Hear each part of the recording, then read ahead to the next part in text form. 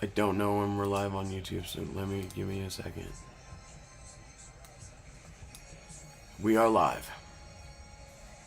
All right, hello everybody. Seattle Mike here. I got Billy the Timebender with me, and we had a few fan requests. We were talking during the All-Star game, which has been a very disappointing game, and Bruins mentioned that he'd rather talk about conspiracies. He said he thinks everybody be down for that, and he'd be here right now if we did some conspiracy stuff. So Mike, let's go. okay, I think there was. Okay, we just went live on YouTube. It took a while for it to click. It just clicked. So there's a 30-second delay. I might have put a 30-second delay on accident. But it came on, it just now came on everything. We're live now for sure, though. For sure. All right. Fights with friends, family. Today we're going to talk about some fight conspiracies. I know a lot of you have been wanting to talk about this. Bruins mentioned it in our Major League Baseball All-Star game. He said, hey, if you guys start talking about that right now, I'll switch over and start watching. So here we are. Fight conspiracies. I want to talk about UFC 329 because there are some things that are fishy in there, and I want to show you guys one fight in particular that I think was actually fixed.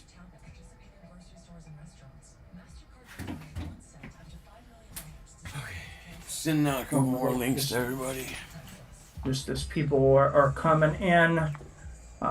What's up, Bruins? As I'm here, let's talk Bo versus Holyfield.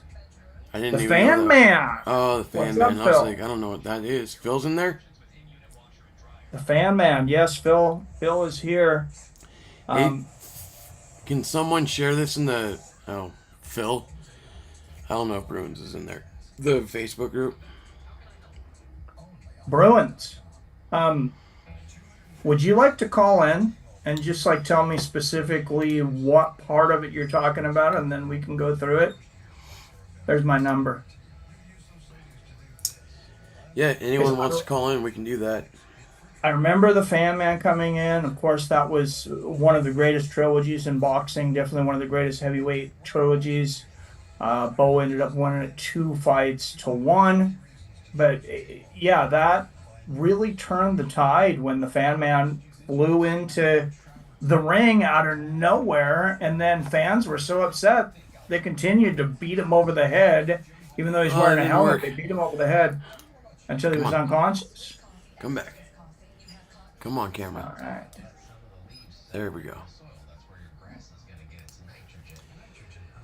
Do you remember watching that trilogy on HBO? Did you watch that at the time, Billy? I know I'm a little older than you. Yeah, no, I didn't. Okay. Yeah, that was one of my favorite moments in boxing. But yeah, I remember being pissed at the time. So over at my Uncle Joe's house, watching the fight, and it is a back and forth brawl. And all of a sudden, this dude comes flying out of nowhere on a freaking parachute into the ring on HBO. It took like 25 minutes to get him out of the ring, and a lot of people think it completely shifted the momentum of the fight. Bruins, is that a no-go, or can you tell us exactly what you find suspicious about that fight? I don't know, just start with... We'll get to Bruins here in a little bit. Let's start with what you were wanting to talk about.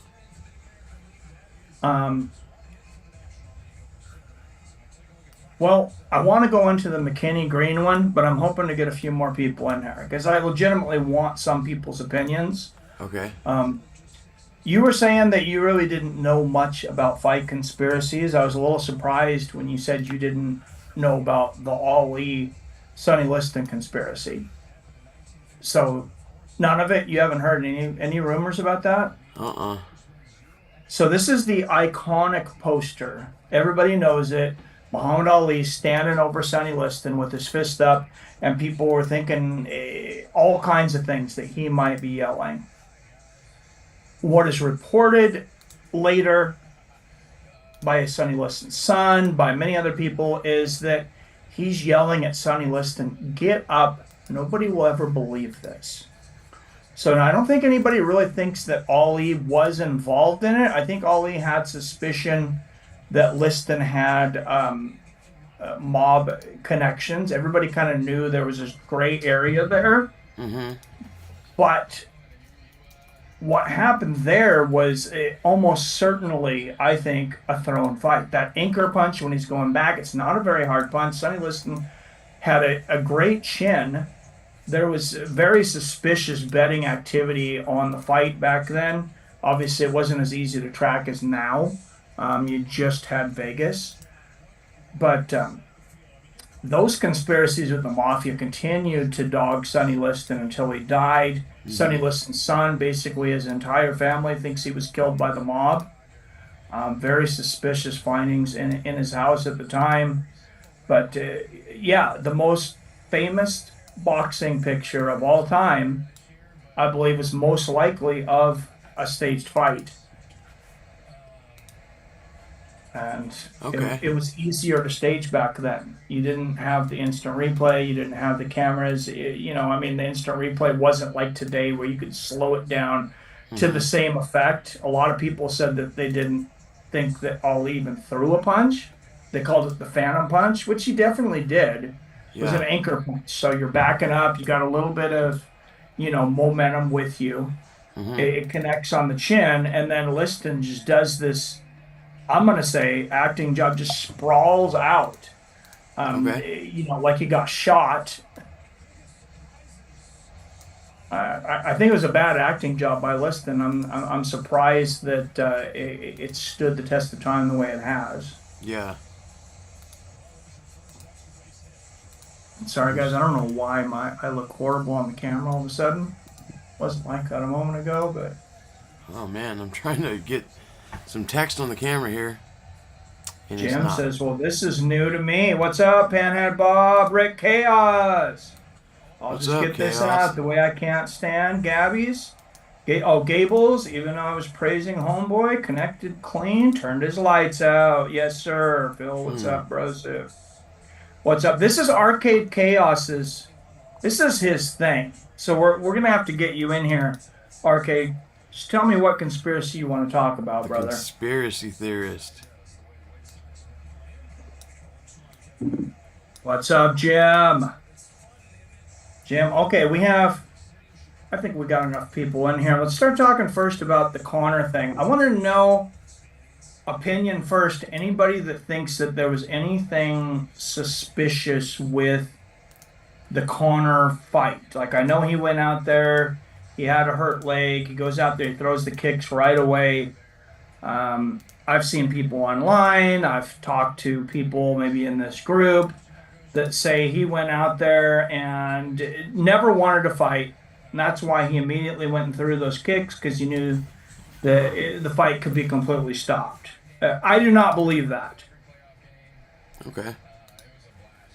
What's up, Jim? Living in this human craziness, the air you wear.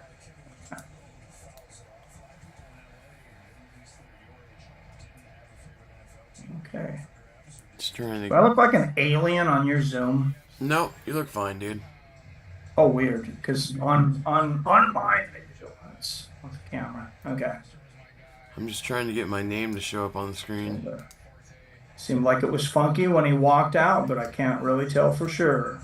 Yeah, and a lot of people were saying, people specifically in this group, that they thought it was shady that they didn't show the walkouts on Paramount, that they didn't start the fight until they showed the tail of the tape. That's what Paramount does for every fight now. Unless you're watching a rebroadcast, like on the Paramount Network as live TV, you won't get those walkouts because they would have to pay for the copyright of the music again. So there's nothing shady there. Rick Chaos says, first of all, Connor was hurt. There was no way he could back out, and that kick was by design. I mean, it's all right there. Not really conspiracy if you can see through lies. Yes, that's what I'm talking about, because a lot of people disagree with you, Rick. I'm not sure what I think, but I I don't think that he went out there with the intention to just get the fight stopped in the first minute. I think he went out there with the intention to win that fight. Phil This is says so he frustrating. kamikaze it. What's that? I'm trying to get our names above our heads here. Oh, You guys should see it on the screen now. That's gonna have to work for now. okay. All right. Where you at in the chat? No worries. Beowulf's no conspiracy. He was warming up that kick and looked good. If he was injured, he wouldn't have been able to come up like that, in my opinion. But I agree, the shoe footage looked bad. Yeah, that's my thoughts, Beowulf. I mean, and that's something that he has started a lot of fights with throughout his career. It's something he maybe thought Max wasn't going to expect, Yeah. and looked like it was something he should have done when he was 22 years old. But And that was Beowulf. yes. So Jim said, I can't say anything. I fell asleep after the Pimlet fight ended. Well, you picked the right time to fall asleep because that was really the end of the goodness. Chaos says, and the fact that you can bet on MMA is exactly why everything is corrupt, and you'll never get the truth. Conor had that kick choreographed. He knew how he was going to land and everything. He was definitely hurt before the fight started. Completely agree. If you go back to, I don't think you were in here when I was calling it live, I saw he was intoxicated the minute he got on camera. And Yeah, so he got hurt in the did see that back. on the screen, They pumped yeah. him full of painkillers. He knew there was no stability in the knee. That's why he couldn't take his shoes off. Yeah. And so he was like, I have one chance. I'm going to try to land this head kick. And then you saw every time he tried to stand up, that leg would give. So good point from Chaos. Jim says, but nothing surprises me about Conor. Phil says, my rational side tells me that he forgot he was old and the pressure got to him. Landed terribly. That's kind of what my thoughts are. Do you guys know how much he got for that fight, though? I do not. I'll look it up here in a minute. $30 million. Oh. Max got about 3. And there's a lot of chatter out there that Conor needs money. I don't know if that's true. I know he had a lot of money, but you know how fighters go through money. Look at Floyd Mayweather. Wasn't his from That not guy's- paying his taxes or something like that, though? Oh, no, Mayweather. He has, oh, Jesus. Start looking up some of the things that he has. Okay. It's insane. Dude, it'll blow your mind. He's blown through more money quicker than anybody in sports, not even close. Chaos says he visited an effing pain management clinic. If he wasn't in pain that needed managing, why the F was he there? Come on, guys, Really? open your eyes. I didn't know anything about pain, but I don't really look at the news. So, no, I didn't Yeah, know no, I anything didn't about it. know I'm about just that going off either. the way he looked, the video of him trying to take his shoes off, the video of him warming up in the back where the knee's already buckling. There's so much I have evidence not to prove seen that yet. was I'll have to go back there was on that. definitely a pre-existing injury. Now, I will say I do believe it happened day of the fight. Okay. I do believe that because if you go back and watch the weigh-ins and then the stare-downs, he was moving pretty good on that leg to where at the fight he couldn't even walk. So he shuffled coming out to the octagon. Phil In says, the press conference I seen, he didn't have it because he was doing the whole Vince McMahon walk thing he does. Yeah. Phil says, yeah, that's true. I saw that earlier. Didn't know if it was AI. Beowulf says, it's easy to believe it's conspiracy, though. With the new Paramount contract, if you don't make the walk, you don't get paid. There's pictures of him walking in the pain clinic, says Chaos. So, yeah, I think he was hurt, and Yeah. I don't know if the knee was, like, completely compromised, but I think day of the fight, something catastrophic happened in the warm-ups. And this is the Yeah. fight we got. Definitely could be, and Connor's just he puts the pedal to the metal. When he's ready to go, he's ready to go. And yeah, I can see him overdoing it, warming up day before, day of. Yeah. Like he's all or nothing. Phil says, I took pictures with a grain of salt because I get tricked so easily. Amen. Don't we all? Chaos says he was on so many pills or whatever the F he was on to make the walkout, and he knew he was going to throw that kick, and he knew how it was going to land. That was all choreographed and scripted. I don't know if he knew how he was going to land, because he landed pretty bad when he landed from the kick. Oh yeah. If it was AI, it would have been a lot clearer and not so blurry from a paparazzi standpoint, taking it from his car. And that was 2 days before the fight.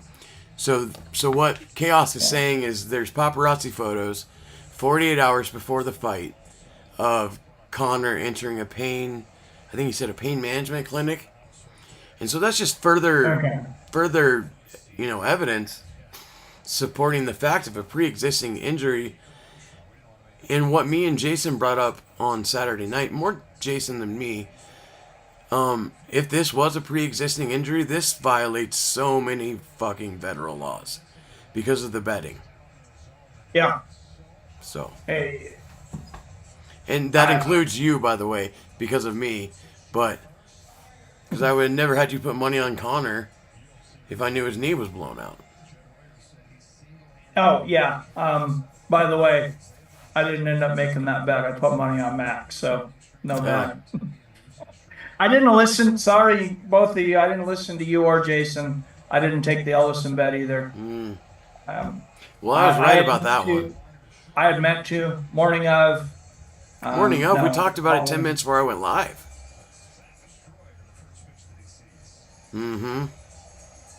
What? You said you were going to put the Conor bet in, and then I went live. You were walking into work. It wasn't morning of. Yeah. It was Well, moment of. Well, sorry, I'll admit now I didn't put it down. Well, then you don't get to complain about this. Oh. Hey, I won money on Max. No, I'm not complaining. That's why I'm saying don't feel bad. I didn't end up making the bet. So Chaos says he probably hurt himself during camp and would absolutely be a complete and utter joke. Because you guys remember correctly, about a week out from the actual fight, there was rumors he was. Once again, I'm not the right one to answer that because I wasn't paying that close of attention. Arcade, you seem to know a lot. If you want to call in, either, I don't know if we're Facebook friends, but you can Facebook call me. He's got my personal number. All right, call Mike's phone. Either way, we can get you on the mic. Yeah. He was pulling out of the fight, and people started to lose their shit. If you remember correctly, they were like, it's happening again. I do remember a paranoia around it. I do remember that. Excuse me. Phil says, I just didn't look into it much. Browse the picture, but I believe it. Conor is kind of a liar. Very valid. So here's something I wish I would have saved. Because I thought this would be on everybody's Facebook feed. But I'll tell you, I didn't tell Billy this either yet. So I got a video in my feed. I believe it was on Facebook. Yeah. And the start of it is definitely Dana White, like making some kind of announcement thing. Okay. And then AI takes over. You can tell the cadence misses and everything. Yes, you did, and that one's so bad. That's a fake. Where they said Max is pulling out because that's super fake. Yeah, I do remember. Yeah. That. And by the way, that video first surfaced like 3 months ago. Oh, I didn't realize that. Yeah. I know that money started coming in late on Conor, which was interesting. Well, that's why I think Conor hurt himself day of the fight. Yeah. Because he looked in incredible shape for the weigh-ins. And everybody pointed that out. Yeah, because it seems like it should be the other way. He was bouncing around at the stare downs. So yeah. I think I don't know, but then again, he might have hurt his leg in a certain extent earlier in training camp, like what Chaos is saying. But I think like the stability injury definitely happened day of. Because you still have to go through medicals 48 hours before, and that's not UFC sanctioned. That's true. Yeah. And he passed every medical. So. Yeah. Bob says you can have a compromised knee and still appear to be okay. Doesn't take much physical exertion on a bad knee to have it fell inside the ring the way it did. You missed one. No, that's a good point. You missed one from Chaos. Says, watch the fight again. Look at Conor's face. His mouth is gaping. His eyes are in an effing daze. And that was all planned because he knew he was going to need the surgery before the fight. His mouth was open because he was high. And his jaw was clacking because he was high. And I pointed that out to Jason. I was like, dude, he's spun. I thought that at the press conference when he was talking. I was like, this seems like coked out Connor. Yeah, he was. I think when he was walking out, I was like, he looks like he's on beta blockers almost. Like he was on something heavy. Yeah. He may have found Jesus, as he said, but he found it through extracurricular activities. Phil says, I said a few times in the last few years that Connor wasn't coming back. I was mostly right. You're more than mostly. You're almost completely right. And you read Panheads. Rick Chaos says Connor was training in the closed gym that he was actually living in because he wasn't being babysitted. He probably would have relapsed, but instead of it, he overtrained and got hurt. That's called painkillers and cortisone. I blew out my meniscus years ago so bad, the doctor told me it's the worst he's ever seen. He had worked on professional football players, so I know a little bit about knee injuries, says Chaos. I forgot to point that out. How long were you out for that meniscus tear, Arcade? Because I've had a meniscus tear in my right knee, but it was moderate. It was not severe. They said it wasn't light, but it was like I had 12 weeks of physical therapy. Quick update on the All-Star game. Already in the top of the ninth. 4-0 AL. Dominating the performance from the What an embarrassment for the National League tonight. Yeah. They still haven't. Oh, they've gotten 2 hits. 2 hits. No run. And we were there for one of them, and it was a dribbler up the middle. Yeah. So maybe watch out for putting some money on the American League to win the World Series. They got some pitching. Now, obviously, this is the best pitcher from every team, but the fact that every single pitcher shut down the National League hitters says something. All right, back to the chat. It's definitely been. So I have it here. Oh, it's just Chaos says one more thing. When I tore my meniscus, it sounded exactly like you took 2x4s and slapped them together. Two 2x4s and slapped them together. It was that effing loud. Now, I know when you blow out your knee in like wrestling, it's like 9 months to a year. Yeah. But I know if you do like just one ligament, not the ACL. The ACL is always the longest. But if it's like the interior one, I think that one could be like 6 months. Maybe. Don't quote me. I'm not a doctor. I just play one on TV. Phil says, damn. Chaos says, and you'll never guess how I tore it. Actually, the doctors say most people tear it like going up and down stairs. That's how I tore mine. Jim says, Connor was done the day he made a ton of money. I don't think he really wanted to fight since then, but he loves the limelight. It's a high to him. Oh, no doubt. No doubt. Oh, I mean, how many of you guys have ever, obviously not on that level, but if you ever played any kind of sports and you've heard the cheer of the crowd, I mean, yeah, it's like ecstasy. Chuck Waddell's talked about this. Many fighters that can't go away. Like, what I love is when I go down that tunnel and I hear the crowd and I hear my name and everybody's got goosebumps on their arms, and that's what they can't give up. Yeah, the thrill. Phil says Connor is definitely his own biggest fan. I don't know. I think Dana's his biggest fan. I don't know. That's a great way to put it, though. Yeah. Rick Chaos says, I went to get up, and as I slid off the bed and tried to bring the leg, I was sitting on the floor. It just popped and tore completely in half. It was a big, long recovery. My knee has never been the same. Jesus. Yeah, Dude, that sucks. Yeah.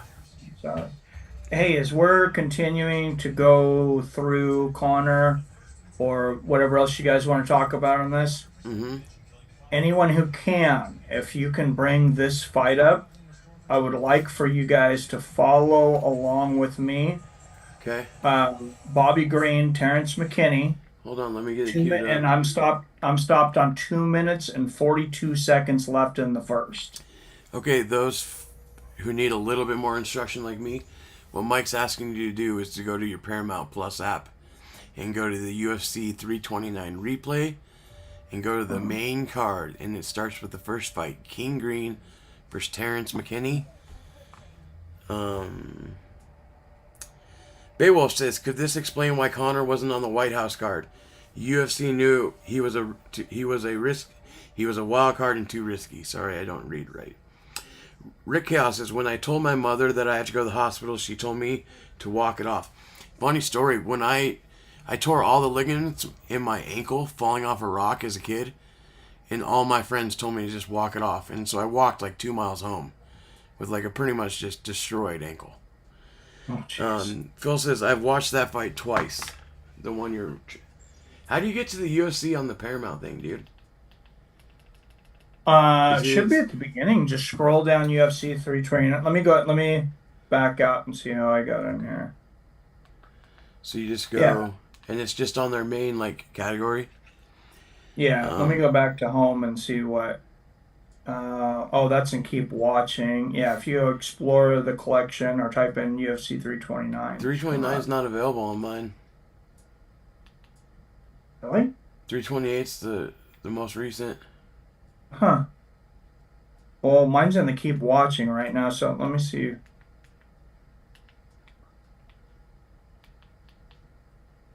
Comes up here. Yeah, when I type in UFC 329, it comes up as well. Oh, never mind, I found it. Okay. All right, so sounds like my dad, says Chaos, or Phil says, sounds like my dad, Chaos. Oh, I have to watch an ad, so. Okay, let me go back. This should just be the main card. So on your Paramount Plus app, if you search 329, the main card should all just be one thing, video. I think the prelims might be a separate one. So if we want to discuss Gable Stevenson, nope, never mind, I'm wrong. It's all in this one. How do I skip to a certain fight? On my phone it says fight selector. Yep, I found it. So you click on UFC 329, and then you go to the fight. So now I have to watch a 20-second ad, and then I'll be there. Rick Chaos says, I tore my bicep in half in two in the year 2000. Oh, jeez. Yeah. Our cameras are glitching really bad. Really bad. Huh. Weird. Looks good on my side, but... Huh. Okay. All right. Yeah, just everybody let me know when you're there. Okay, so what minute do you want me to fast forward to? I appreciate the effort. Let me click on this. Should be 240 left. 240 left. That's okay. I'll see if I can find in the first round. Actually, let's go to. I'll take exactly here. So you want 240 left? Okay. Yeah. Actually, go to 240. Go to 244. I'm frozen at 241. That's fine. Hold on. Okay. Hold on. 48, 47, 46, 45. He's going for the takedown, and I paused it. Yep. Okay. Let me get caught up in the chat real quick. Chaos says, I probably could sue for malpractice because there was a misdiagnosis with me for 1.5 years. All types of physical therapy without ever getting an MRI done to see my bicep was torn. It was torn completely in half, and guess how they found out? It was torn during the surgery for my shoulder. Okay. I have one of the best doctors in the entire United States, and he said it doesn't make any sense that 1.5 years of physical therapy and the pain is only getting worse. Meanwhile, Phil says, I have back problems, scoliosis, and I busted my ribs up a lot, and my head. Spoiler. But thankfully, never torn muscle. Sounds terrible. Yeah. Chaos says, so when I woke up out of the surgery for my shoulder, he told me and he said, while I was in your shoulder, I wanted to take a look at the pain that you still had, and I found out your bicep was torn in half. And it had already started to heal on its own, so went in there, cleaned it up, got rid of all the scar tissue, reattached it. Needless to say, my left arm has never been the same, neither my neck.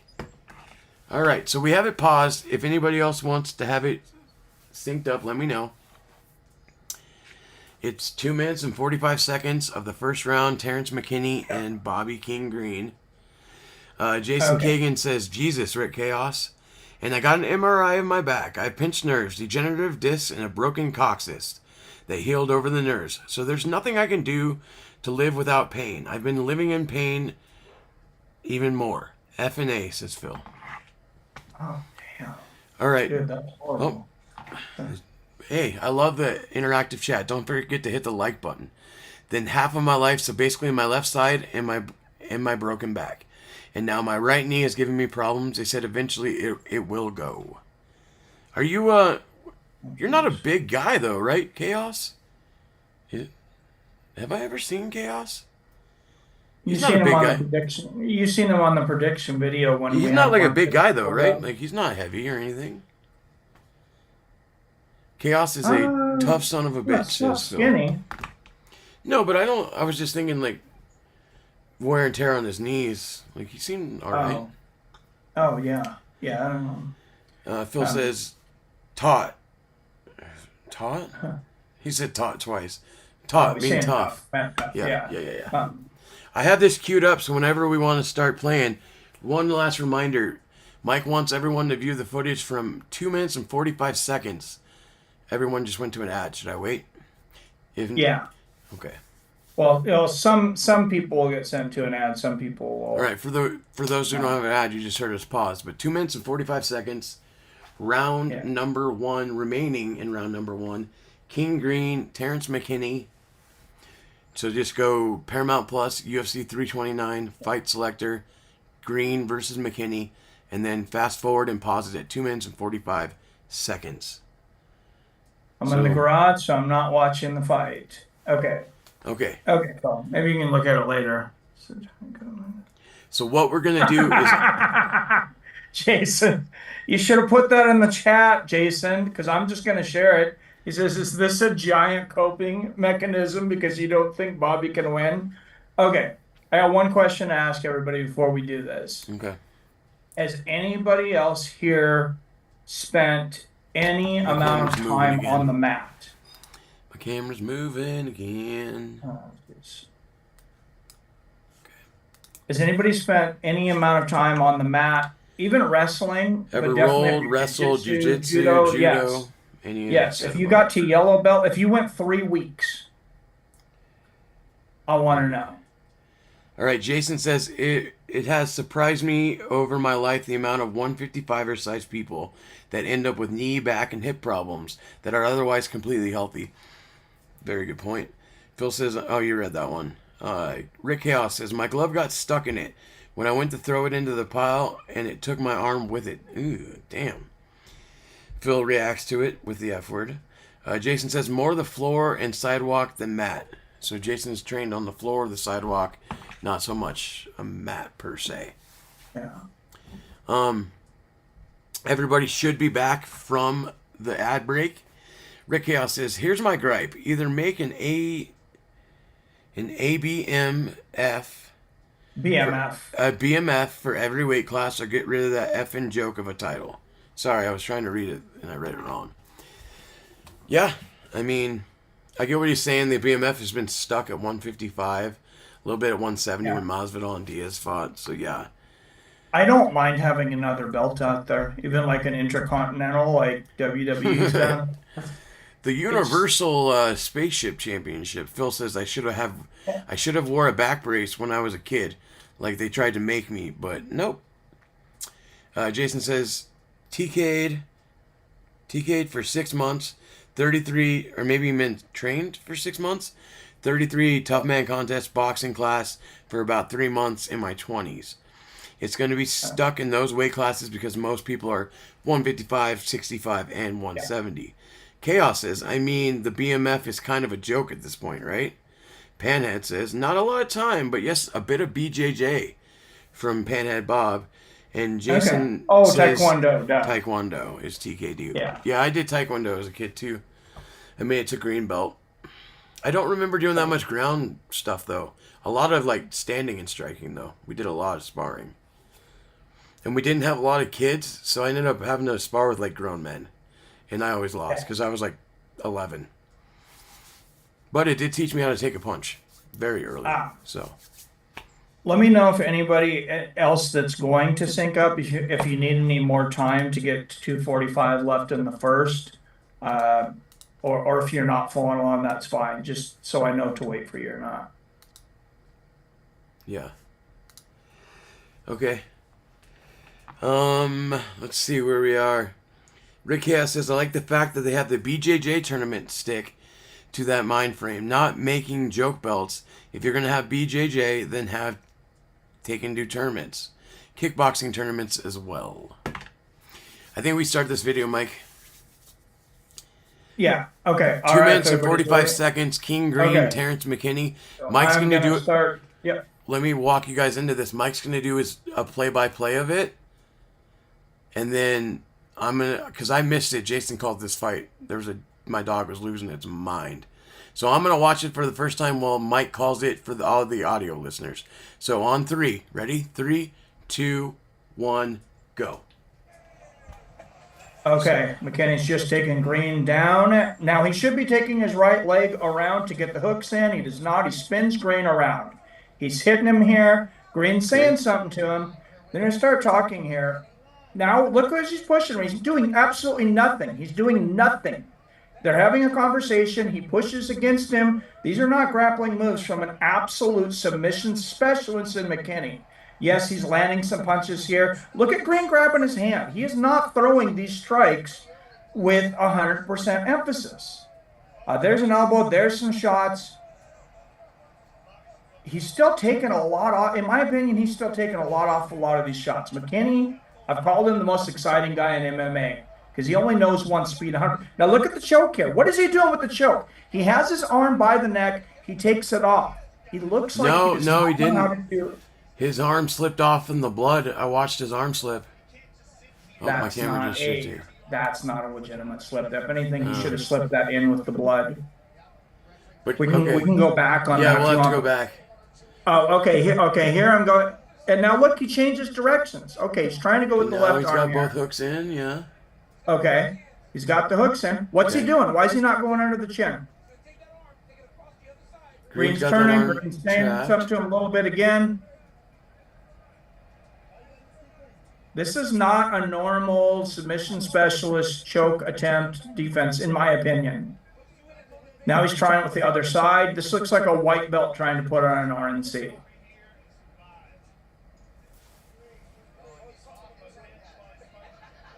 So a little less than a minute left here. Green just throwing punches from behind. Yeah, there's There McKinney goes, but he's not putting all of his strength into getting that.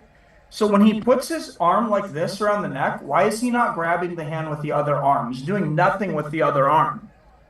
He still did it. He dragged him around. Look how he's dragging him down on the neck. Well, no, because Green's blocking that, and he used. No. And then he transitioned out of it. That was a legitimate escape, Mike. I'm gonna have to call BS on this one. Now we're gonna see the end of the fight. There's the uppercut from McKinney. Now watch the liver punch. Make sure it's on the right side. This is a big key. It should be a left hook to the liver.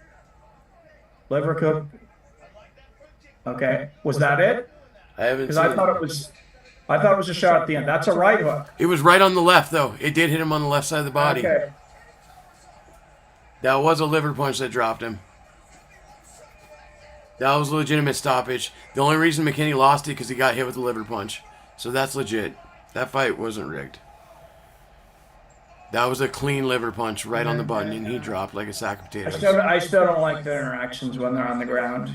Well, Bobby Green was calling him a bitch the whole time. I was reading his lips. Yeah. He was going, let's stand up.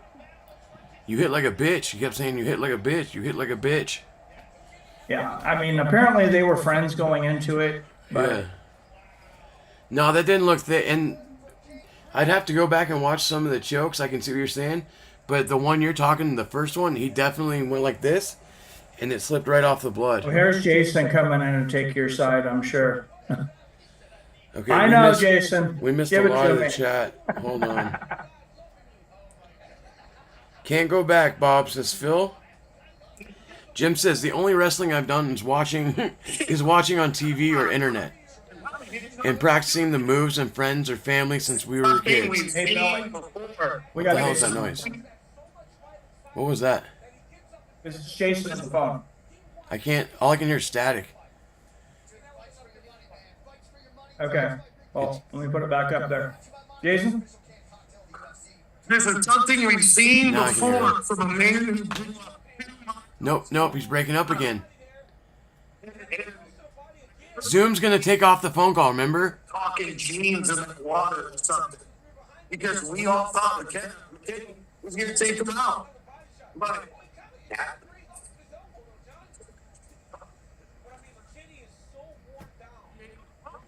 We can't hear him.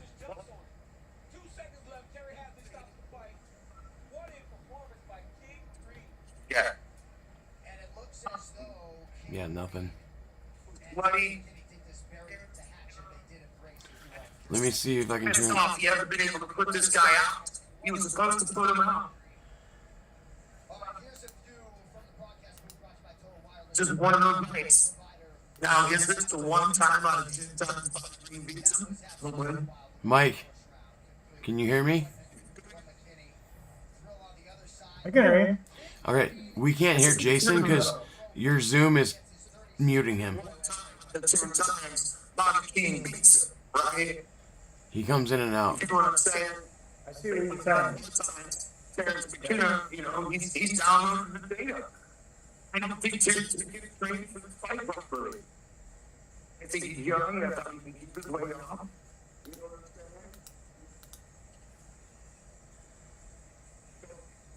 I'm saying? McKinney took this fight seriously.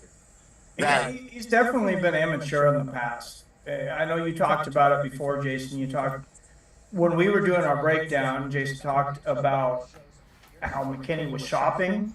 I think, what was it you said? They were showing the behind the scenes when he was in the city.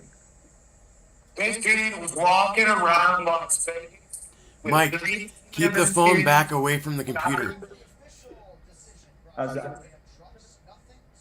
I'll tell you when I can hear him. Whenever I can hear him, don't move it, because it cuts out everywhere else. Okay. I don't hear him at all now. Right there. Okay. Tell him to say something I else. think it was a clean fight. No. It sounds really bad. You know what I'm saying? Yeah.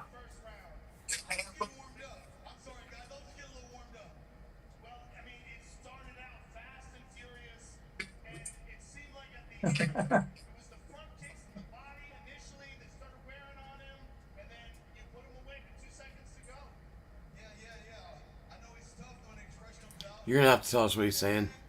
No, that was an incredible moment. Phil, can you hear Jason on your side? No one can. Because it should be, you should hear him the same as I am. The phone is right up to the mic like I always do. It's not, it has nothing to do, it's Zoom doing it, dude. Remember? Okay. Zoom thinks it's like background noise. So you have to go in your audio and turn off. It was turning off noise removal. You have noise removal on. You have to put it on original sound for musicians. And then it should play his stuff. Because we get Jason for like 2 seconds and then he cuts right back out. So all we're hearing this whole time is this. Hit, hut, hut, hut, hut, hut. That's all we hear. That's it. And Phil said nope. I was right. Sam's coma. You know, Cowboy Cerrone going after Michael Phelps' record. Now I can hear him. Everything. And I just want to say I love you guys. Billy, RK Chaos, Phil, Rob, fucking Baron. I took sleeping pills 45 minutes ago, so I'm a little slow messed up right now. So, anyways, I love you guys. Hey, we love you too, brother. I'm glad we were able to hear. So we started hearing him probably like the last 15 seconds. Like we heard him right when he like said my name. So sorry, Jason. It wasn't on purpose. Well, we got him at the end. I just Yeah. want to say congrats to Jason on becoming a householder or a house owner and fulfilling the American dream. I wish the American dream was being a house owner and then like getting, you know what I mean? Like a little bit more. Oh, yeah, I hear you. I mean, being a house owner is a big step. Yeah, that's the gimmick, though. Don't ever say exactly what the American dream is, and then it can kind of shift. Yeah. I will say, my life is a million times less stressful that I am not a homeowner anymore. Yeah, I can see that. That was a stress. I mean, everyone pays rent, so it's not just the rent, but it was like everything is your responsibility. Everything. Yeah. So, Oh, yeah. let's get back to the chat real quick. Let's see. McKinney got a liver shot, says Rick Chaos. Exactly. A bloody slip, says Phil. That sapped all of his juice. Yeah, he drops. I didn't get to see it the first time. I walked in with him already on the ground getting pounded out. Like, I got here with like 5 seconds left. Oh, I just lost the chat, so give me one second, guys. And it looked a little different for me watching it back again. I still don't like the grappling interactions, but yeah, I don't know. Nobody agrees with me, so Phil does say he'll check it out again. Jason said, I called out Cowboy Cerrone. You don't think I'm going to call out Bobby? Fair point. Oh, no, I don't think that anybody's not calling it out just like so I can be wrong or something. Yeah, don't get me. Don't get Phil it says, twisted. sorry, Mike. McKinney went 100 and gassed out for the last minute. Bobby smacked that liver. Well said. I think McKinney was already gassed out before the choke, and his arms were blown up. And I think that had a problem with him getting it in. But the way Bobby Green got back to his feet, Mike, was completely normal. He got out of the body triangle and then spun. So, I've seen it a million times. Rick Chaos says, you can't blame Terrence for going hard and not trying to finish. He had Bobby Lincoln. Bobby was so close to getting finished. When he got him flattened out, Bobby said that he thought he had a mutual agreement that one of them would KO each other. But Terrence shot and Bobby broke the agreement. He was on Bisbing's podcast today saying that, Phil says. Oh, really? And then Phil's answering about not being able to hear Jason. And like I said, we all heard like the last 15 seconds of whatever. Jason says, no worries. Love you guys. Hell yeah, congrats. The nicer I make my place look, the more the taxes go up. Ain't that the fucking truth? Yep. I'm in New York, though. I don't know about Illinois. Illinois has the most prohibitive real estate taxes in the country, even more than Hawaii, California, and upstate New York, which is, I think, what he was trying to say. Or no, he said New York State. Rick Chaos says, I was so happy to see Bautista beat Corey. I've never liked Corey. He just rubs me the wrong way. Okay. Jason says, I think it's the best way to explain it is Bobby's been there before. Terrence has not. It just started playing the next fight, which was my fight of the night and everyone's fight of the night, Royval versus Kavanaugh. Great fight. Those two really put on the show. Yeah, and I think we kind of thought that might be fight of the night when we were doing our previews. I actually picked Sandhagen Bautista, and I was wrong. I picked that one, so. Yeah, Jason said, nope. Phil says, Jeezum. Yeah, so, everyone in there, hit the like button. That's free to do. It helps this channel grow. We're going to turn it over to now that Mike can take phone calls. If you guys want to call in, we can hear it.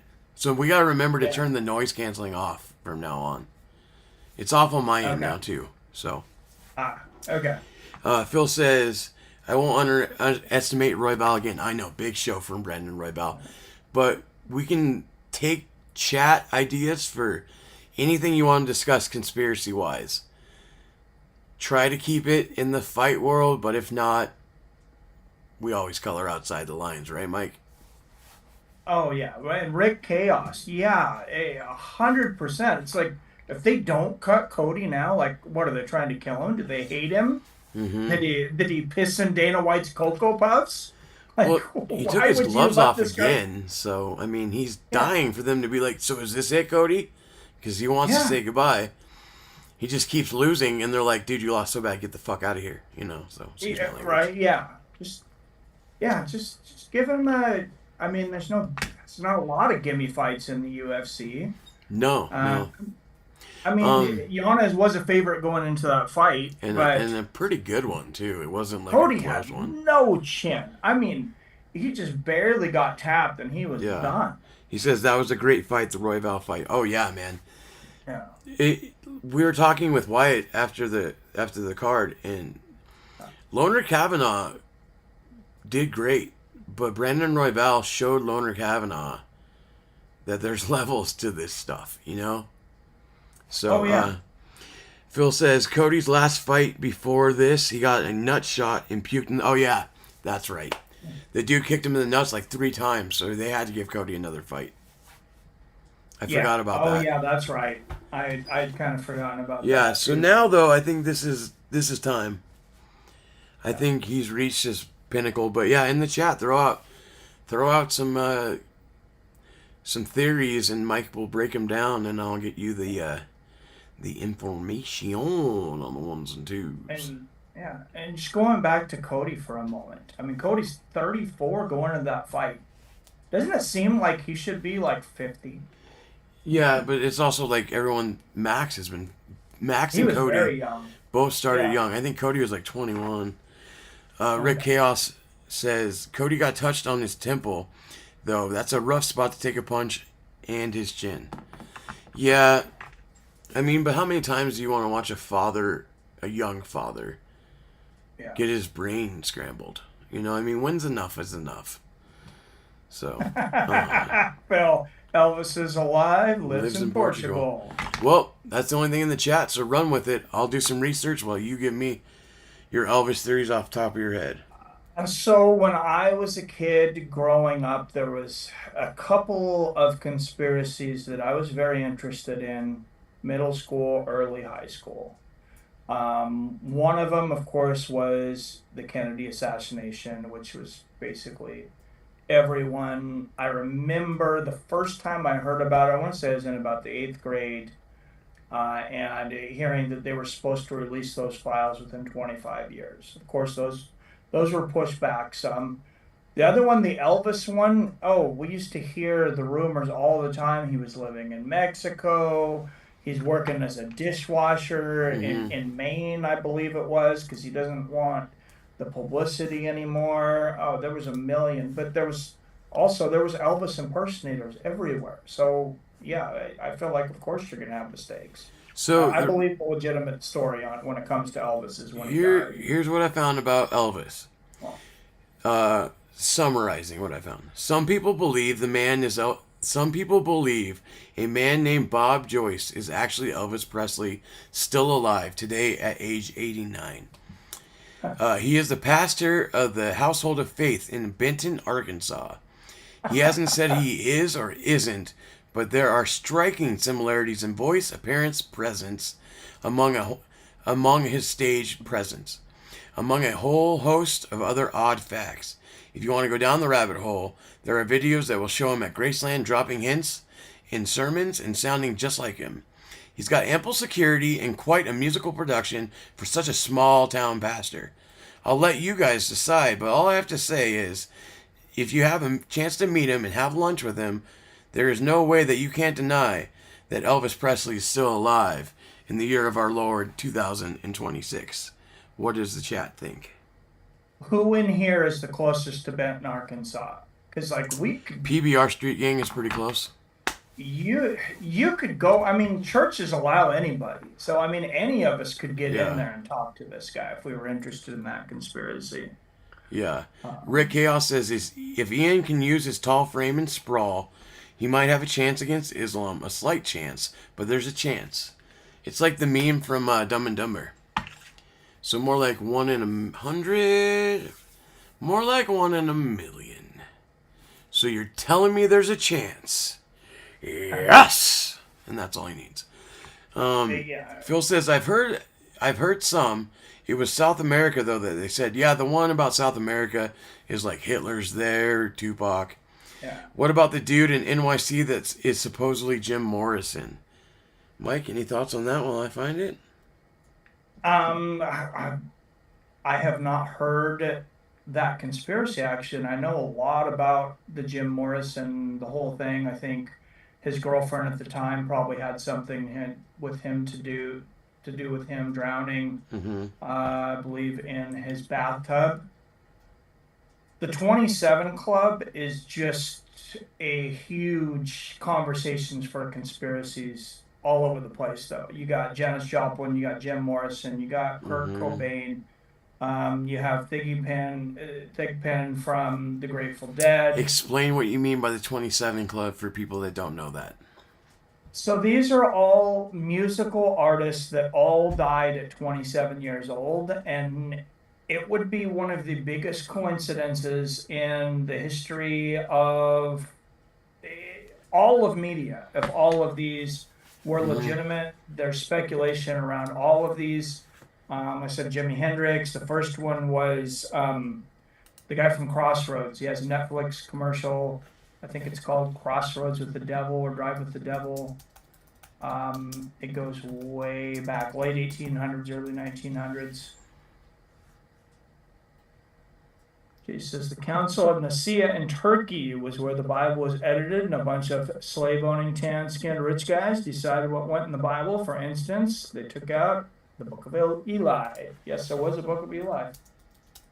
I heard Jim overdosed in a club. Then they dragged him to a place to put it in the tub.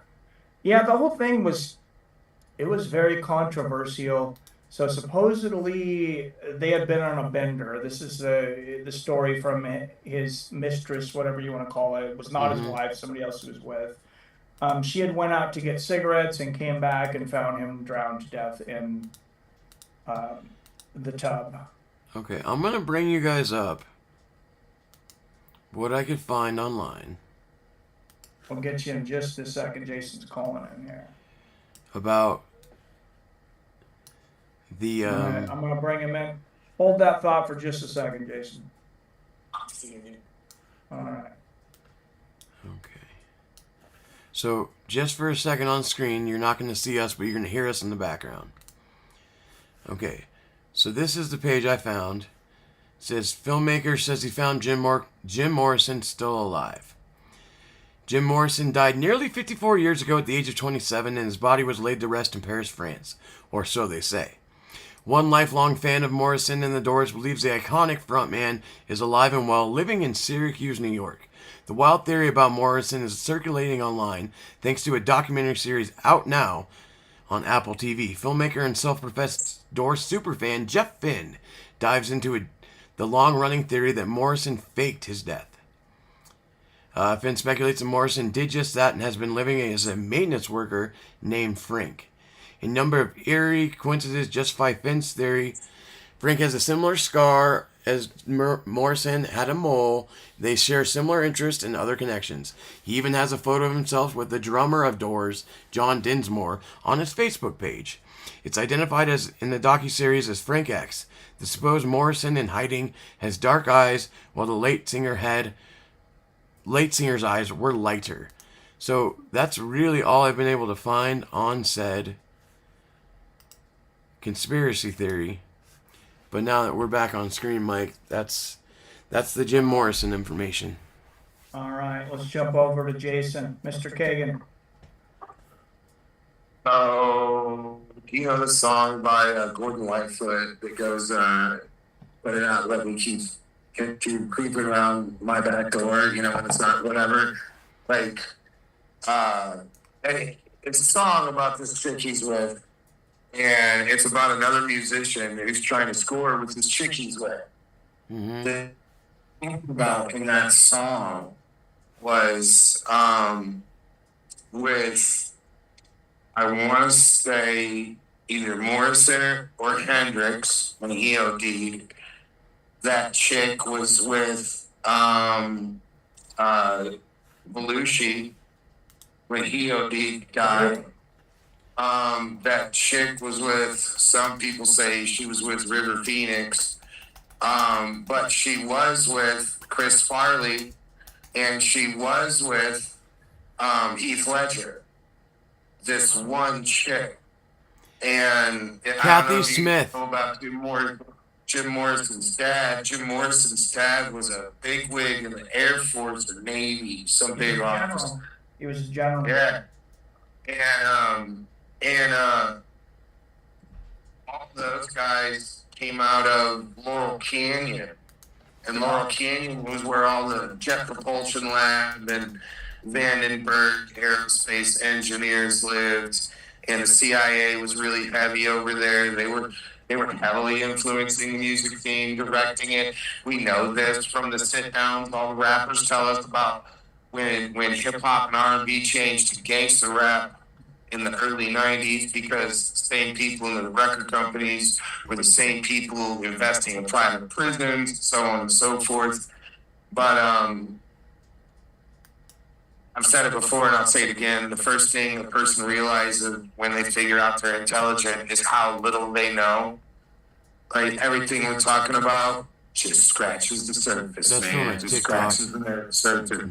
It is a never, it is the universe's largest sweater made out of a never-ending ball of yarn, man. And you can dig, and you can dig, and you can dig, and you can dig until you come to until you come down to one conclusion, and it's always the same answer. And I've agreed not to use demographic subcategory titles on your show, so I won't.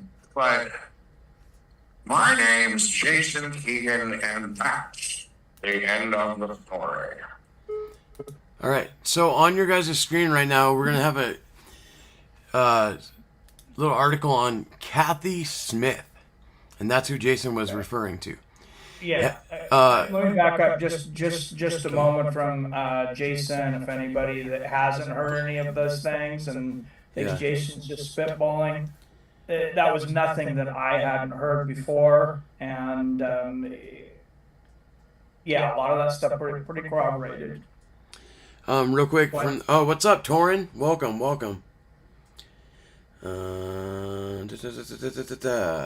Where were we in chat? I heard Jim overdosed in a club that they dragged him to his place and put him in the tub. Robert Johnson, he started it. And actors, River Phoenix. Yes, Robert Johnson. That was the guy, thank you, from Crossroads. Phil D. Roll says, Syracuse, 3 hours west of me, Angel of Death. And then Torin said, what up, boys? What up, Torin? What up, Phil? Satanist, dude. Rick Hale says, Torin, Prince lyrics, we're not going to let the elevator bring us down. Coincidence? He died in an elevator? Interesting. Phil says, all I know is that I don't know. Torin says, I love West Coast hip-hop mainly from LA because they have those G-Funk beats. However, while Bay Area is the best part of the West Coast hip-hop, it doesn't have that. They are known for their G-Funk beats. Phil says, the most generic name ever, Kathy Smith. We're about to get into her. Bay Area is only known for something called hyphy, says Torin Brown. Torin ain't dead, says Jason. So, real quick, Kathy Smith admitted to killing John Belushi. What? She's the one that injected him. She's the one that injected him. So just summarizing what I read earlier. Had remained murky and it labeled simply as an accidental overdose. She admitted that she was the one to inject him. She had the tragic story. She just recently died. The inquirers paid her $15,000, resulted in a renewed investigation and the indictment by a grand jury in LA County on a second-degree murder, 13 counts of administering a dangerous drug. Pop culture's most notorious footnotes: she died August 18th in Maple Ridge. She was 73 years old. I don't know. It didn't really get into any of the other deaths that she was around in this article. But, yeah, she definitely admitted to being there and being the reason John Belushi OD'd. You think they would look into a lot of these other deaths after she admitted that? Like, that's what I find out with a lot of these things is we don't get the answers to certain things because then other people get implicated. You're seeing the same thing with what's going on with the Epstein files. Nobody wants to give up the names. Nobody wants to tell because the people that know, I think, would be implicated. Mm-hmm. Yeah. I like that, Phil. Most generic name ever, Kathy Smith. Yeah, there's a lot that's going to go into those stories, you know. If we want to, like, open a can of worms, what about, like, the Kurt Cobain situation? So, real quick, I want to read members, notable members of the 27 Club. This is not by Yeah. any means the entire list. You go back to Robert Johnson, 1938, legendary blues artist, one of the most influential on modern rock music. Brian Jones dies in 1969, multi-instrumentalist of the Rolling Stones, drowned in his swimming pool. Jimi Hendrix died from asphyxiation related to barbiturate overdose, 1970. Also 1970, Janis Joplin, iconic rock blues singer, heroin overdose. 1971, Jim Morrison, lead singer of The Doors, official cause heart failure. Of course, Kurt Cobain, 1994, by gunshot. Amy Winehouse, 2011, alcohol poisoning. Some lesser known artists, I guess, Ron Thigpen McKernan of the Grateful Dead, which I'd mentioned earlier, Dave Alexander of the Stooges, Pete Ham of Badfinger, and there's many, many more. These are just like Jonathan Brandis was the guy from Neverending Story 2. And Antoine Yelchin was the actor in Star Trek that tragically died. They're also in the 27 Club. Really? Yeah. Okay. Torrin says, we see the same thing with Tupac. We don't know who actually killed him either. Yeah, and they've been so close to that. They've been so close because they have the book from the guy that was in the car. Mm-hmm. I thought they named a murderer. Can you look that up? I thought they named a murderer. Keefy D. Okay. I'll put it on the screen for you guys in 1 second. I have it to where I can Keith transition. Thank you, Phil. I can move the screen between everything now. We're not opening a Reddit page. Orlando was charged for Tupac's hit. Yeah, I thought someone was charged, Jason. Okay. A long time ago, right? Yeah, Dwayne Keith No, D. it was pretty recently. Okay, so I'm going to put this on the screen for you guys. Let me get rid of the ad pop-ups. So yeah, man charged in the Tupac death claims Sean Diddy Combs put out $1 million hit. And this will be... Oh, ad That's pop-up. totally believable. And the key point says Dwayne Keefy D, charged with Tupac's Shakur's murder, alleged Sean Diddy Combs offered a $1 million bounty on Shakur and Suge Knight. Civil lawsuits against Combs include new allegations of his involvement in the 96 Shakur death, which he was repeatedly denied. Davis, the only person charged in the killing, is awaiting trial and is the only living person from the car involved in the drive-by shooting. On September of 1996, after a big Mike Tyson fight in Las Vegas, Nevada. So, that is... Yeah, Keefy D. Yeah. If he was the actual person who did it. Jay says, Owen got whacked because he threatened to talk about Vince's man-on-man proclivities. Sorry. I hadn't heard that one exactly. I know there's a lot of controversy around that one, and a lot of it spun from Bret Hart. So, if you go back in the chat, Jason, I don't, if he might be serious, I don't know. It says, Mikey, is John Jones tied into a group of people who actually kill people? I don't know. I know me and Jason were talking. Maybe it was when we were all on camera together. We were talking about when John Jones goes out of the country and things get even crazier. He was on a Joe Rogan podcast, and they told him, hey, don't go in this area. Like, it's super dangerous. Like, you could get killed. And basically, he's like, I'm more dangerous than the people that are there. Okay. I don't remember... I can't find anything on that. So. The rest of it. Okay. All right, so back to the chat. Torn says, we see the same thing with Tupac. We don't know who actually killed him either. Yeah. Rick Hale says, they killed Kurt, Hulk Hogan. Okay. I must have missed something in that one. Phil says, Keith Moon, The Who. No Orlando was charged for Tupac's hit. Well... Was it Keefy? It was Keefy D. Yeah, Keefy D is the one that just got charged. I think they arrested or questioned Orlando Anderson originally. I don't think he ever got charged. Orlando Anderson's the one that wrote the book and he said he knew who took the shot, and he would. Yeah, Orlando Anderson was in the car that night with Keefy D. Okay. Ricky S says Owen Hart, Chris Benoit. They're older than 27 though. Owen got whacked. Oh, you read that one. Torn says, from what I heard, Tupac was killed by a known Rolling 60 Crip member named Orlando KVD's nephew. KVD is Orlando's uncle, so Orlando's the nephew. One of the best drummers of all time, I'm guessing Keith Moon. Rick Chaos says, and there was rumors that was going to follow Brett at the end of his contract. Oh, he's talking about Owen Hart. But I'm sure a lot of wrestlers would probably sign up silent. Probably. Yeah, by Vinnie Mac. A lot of people said that Owen loved the WWE, wasn't going to leave. I like the word proclivities. Well, he is from Rochester, and Rochester is gangster as F. I said it when his brother died that was part of John's oath. That, like a blood sacrifice?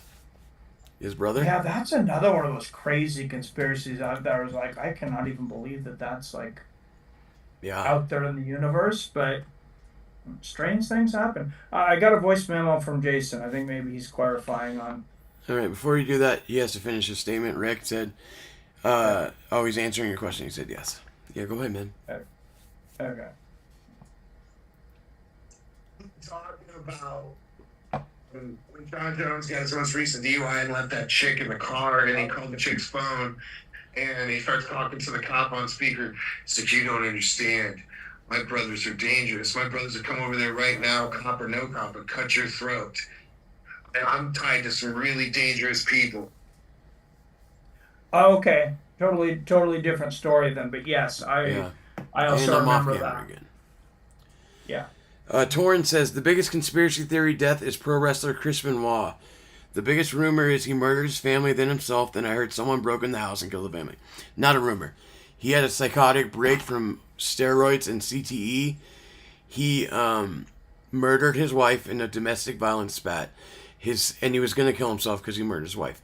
Their child is a special needs kid, and he knew that the child wouldn't be able to survive without both of the parents. The mother was already dead, and so he suffocated his child as well because he was already going to kill himself.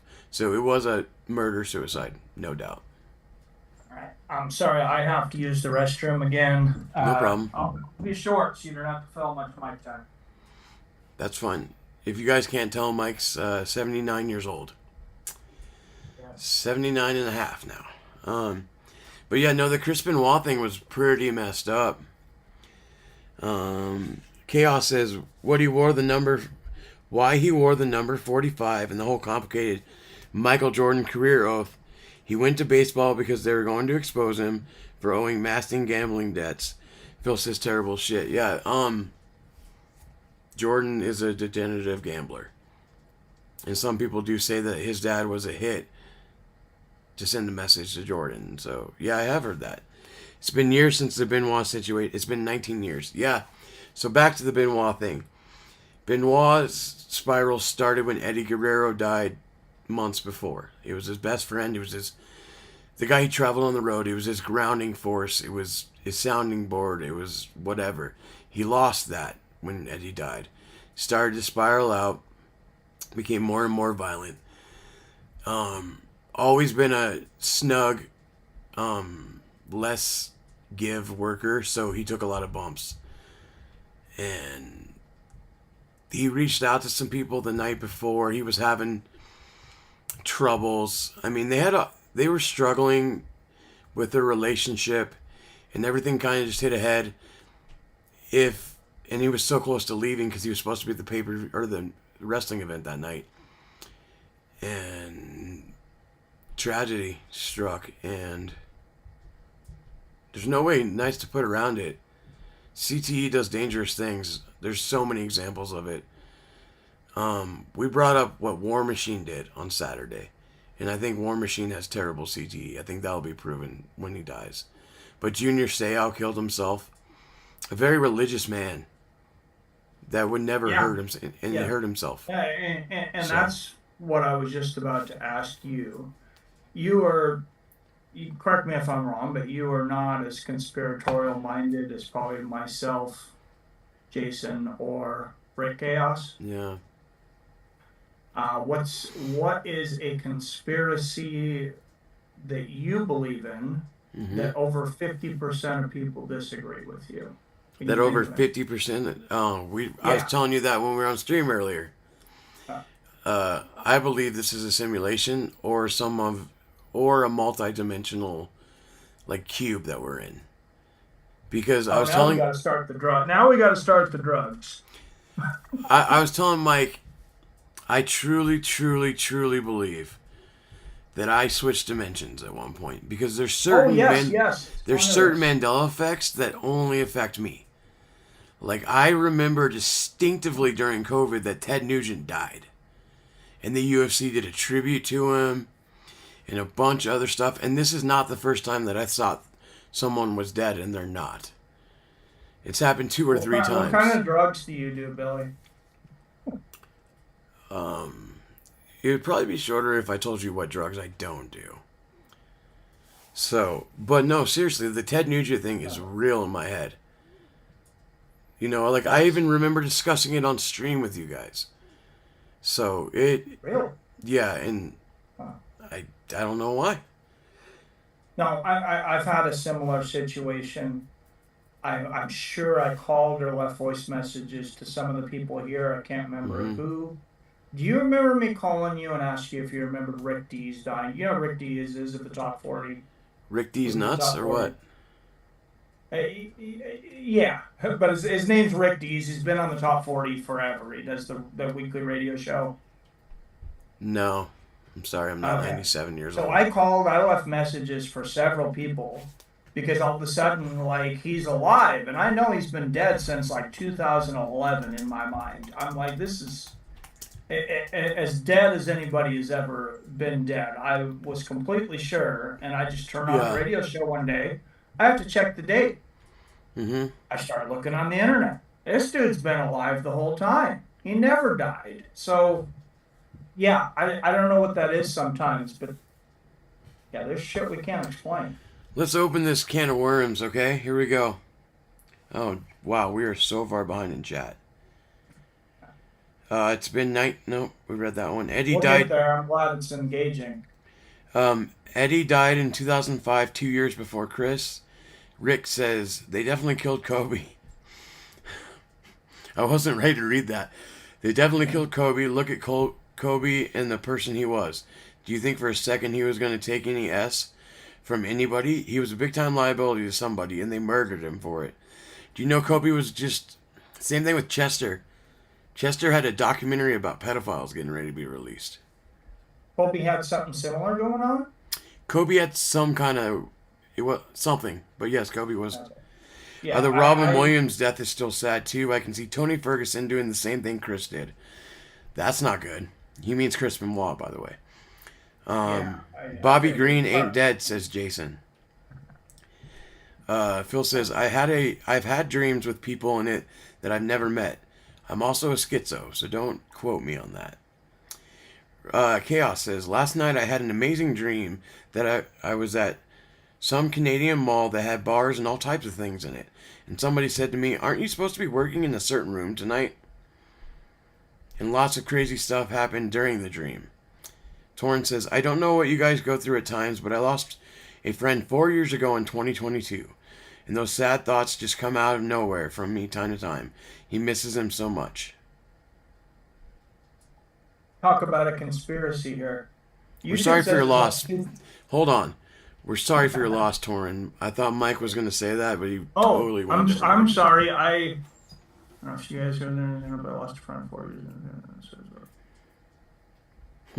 No, yeah, I'm sorry for your loss too, Torrin. Yeah, go ahead, Mike. What were you going to say? I'm sorry, I got into the chat there. Yeah, that sucks. Phil points out Chris Cornell.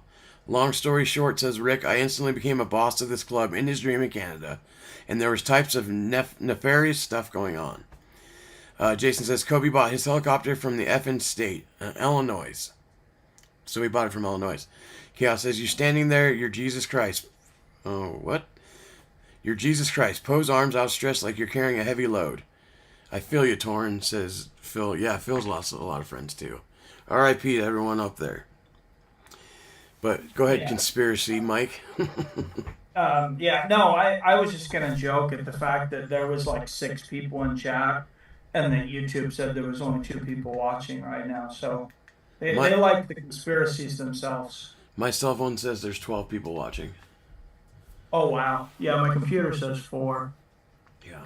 Okay. They're always all over the place then. Yeah. Um, So just keep the chat rolling. Jason says, hold on.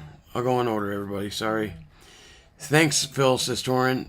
Phil says, he lost his best friend 5 years ago. He was my uncle, too. Sorry to hear that, Phil. Yeah. Jason says, no, from the actual state of Illinois, the government. Illinois government. Panhead Bob says, shadow person. Heard it running behind me twice. Hearing it a third time and turned around to see it running away from me. Was not on any drugs. I would want to be after that happened, I tell you that. right? Yeah. The shadow people, they never stop. Phil says, I tried to ignore them. Damn. Wow. There's some. So, isn't it? I'm gonna look it up. What? Go ahead and talk to the chat. I'm gonna look it up because I thought there's like a meeting if you see a shadow person, like there's something following you or something.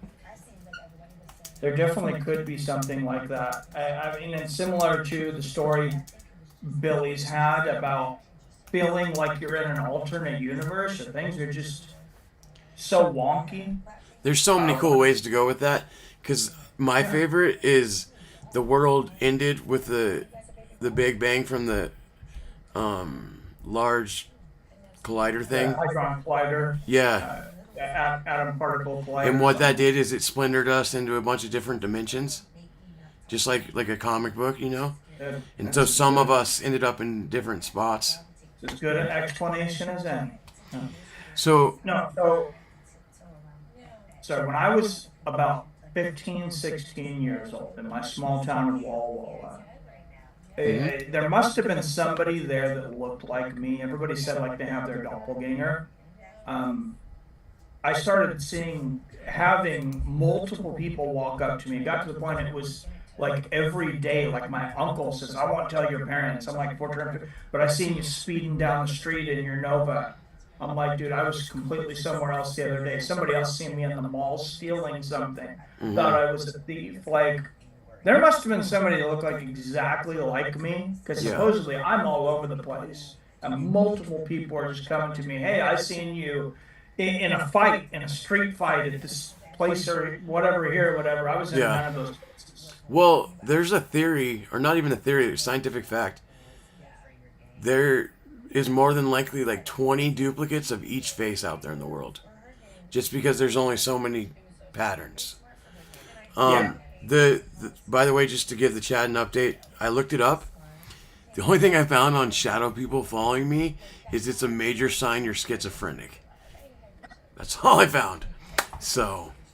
But you got that one down. No. Well, no, it wasn't him that said it first. It was like Jim, right?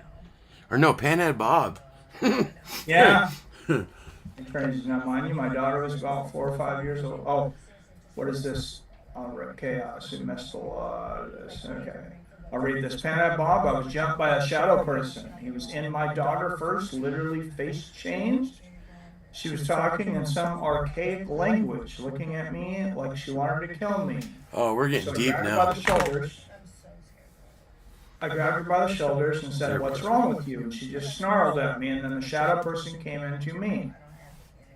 Long story short, I fought him, and he finally got out of me, and when I was turned around, he was standing there, looking over his shoulder at me. Shadow people are real. Dude, I would be very...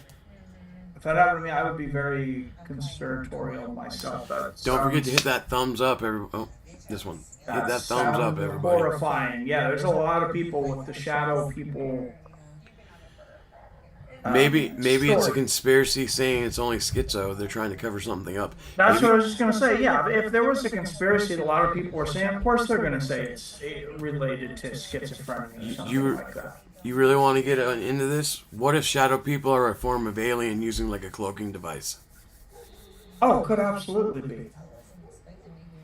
Now that's, you know, that actually makes a lot of sense. I don't want to get too deep into any of these because I think aliens deserves its own episode. I think shadow people could even deserve its own episode. We'll keep it kind of general for tonight, but I do think we can do like a specific topic when like why it's here, and because there's a couple like I would like to get into. So, you know, Anything The Matrix. Simple as a song, something as simple as a song, for sure, Torn. Pan and Bob says, flying triangle flew over the house, very low and slow. It was huge, about the size of the Memorial Coliseum in Portland. Wow. Was not on drugs. Jesus, that is much bigger than a stealth fighter. Logan Paul has video footage from Puerto Rico where he sees triangle-shaped things in the sky. Really? And this was before he became a wrestler or boxer. It was right when he moved to Puerto Rico. So it was during COVID, so it was a while ago. Okay. Man, the chat's busy. I'm going to go fly an airplane and get ready for the rest of the discussion while you catch up on the chat. All right. I'll be back in 2 minutes. Phil And I'm gonna use the restroom. shadows were the least of my problems. I would knock myself out a lot uncontrollably. Thought I was Tyler Durden or something. I don't know. Are you knocking yourself out, Phil, or is some part of it simulation or something? Something controlling the things around you, causing you to get consistent concussions. Horan says, I don't believe in schizophrenia. I believe the devil has a funny way of playing a trick on your mind. Don't let it win. That'd be interesting to So, bring it up to Phil. Here's a question I have for everyone, and this is fairly new knowledge to me, but your inner monologue, or I say my inner monologue, other people, a lot of people do not have inner monologue. I don't think I've ever had anyone actually admit this to me. I've heard numbers as high as 45 to 50% of people don't have inner monologue. I don't know where they get that number. I imagine it's got to be much lower, being no one's ever told me they didn't have an inner monologue. Does anybody in here not have an inner monologue? You know, like when you're... I do have an inner monologue. Yeah. I'm going to go use the restroom upstairs. I'll be back. All right. Rick Chaos says, well, one thing I can say about this particular saddle person was he looked physically like an Adonis. He's totally jacked and blacker than buckets of black. That sounds like a demon, dude. I avoid some songs because it triggers sadness. It sucks. No, yeah, that makes sense. Rick Chaos, that is something other than a shadow person. Memories, fucking A. It's having a bad day. We'll just leave it at that. I went upstairs, got into bed. Thought my friend Carol got in bed next to me. Not getting better. I'm just letting go. I don't fight it. There's no getting better from this. I'll stay around as long as I can. Dude, Phil, you're just... So... I think you're overreacting, Phil. I think you're a lot more normal than you think you are. But let me give you a compliment. You're one of the most self-aware people that I know. Like, Phil deleted Facebook for a moment. Came in with a new identity, right? A new profile just to get back on Messenger. But you identified that was hurting you. That was bad for you mentally. And you stopped it. A lot of people wouldn't identify that. A lot of people wouldn't stop it. And there's a lot of examples over the time that I've known you, Phil, that you're just ultra self-aware of things about yourself. I don't think that's most people. I think most people have to hear from someone else and then they deny it for the rest of their lives. Jason says, I got a monologue and a board of directors of dead relatives in my head. All right, my brain is not my own. It never was, I guess. This is the problem. It pisses me off. I can't do anything about it. And I won't trust doctors anymore. They are just drug dealers. Phil, do you know the story about Jim Morrison running into a serial killer, I want to say when he was 4 years old? I should have Billy to look this up here. But let me see if I can get an online consensus, just so it's been a while. But there is a story that Jimi Hendrix was on the side of the road. There was a car wreck. There was a dying serial killer on the side of the road, and there was rumors that his soul had passed into Jimmy Morrison's, and everyone that knew Jimmy Morrison before that said he was never the same afterwards.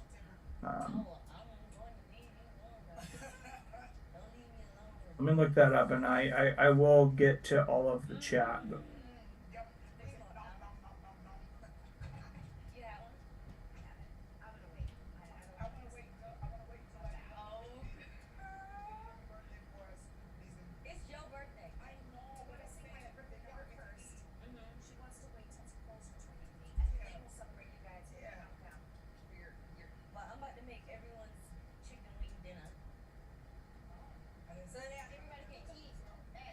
sorry for the dead air here, but I just want to be factually accurate, as accurate as I can be.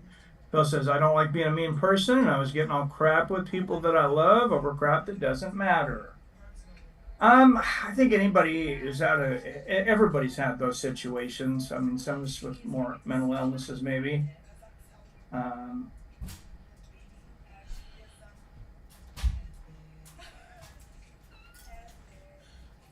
Many fans report feeling from a young age that they are Morrison reincarnated. Okay. I'm not really finding this one. Okay. I will come back to that because this is... I know I listened to it in a podcast. I'll have to go back. It's a podcast called The 27 Club, and I listened to all of it. It's probably about 100 hours. Total. Where you at in the chat? Girlfriend. There you go. Never mind. What's that? You answered my question. Yeah. My ex-girlfriend's mother said she's seen a Sasquatch when she was a little girl. Definitely had trauma from it, and she don't lie, so I believe her 100. Being in the Pacific Northwest, I've talked to a lot of people that are positive that they've seen Sasquatch. Some people with a lot of good details. Maybe. Maybe. I don't know. I'm pretty sure we think that it definitely was a real being at one time. Yeah. Whether they're around anymore or not, we haven't been able to get concrete proof on. What were you trying to find about the 27 Club? So, I listened on a podcast when Jimmy Morrison was young. I believe he was 4 years old. So there was a car wreck. And there was one of the people in a car wreck was a serial killer. And I don't remember if they were transporting or what it was, but Jimmy Morrison was in close contact with this guy, and a lot of people close to Jimmy Morrison said that he was never the same after that, and that he had characteristics for the rest of his life of this guy. And I thought I typed it pretty detailed into Grok. I can't find anything though. So if you can't find anything, I'll have to go back to it. So what I found, I'll put it on the screen for everybody. Has nothing to do really with what you're saying. It says the 27 Club is an informal list of musical artists who have died young at the age of 27. Infamous coincidences, and explains how they all died. Some fans... Anyway, the conspiracy they came up with was the Crossroads myth. Backs it up by explaining the talented musicians bargained for their lives for their exceptional gift.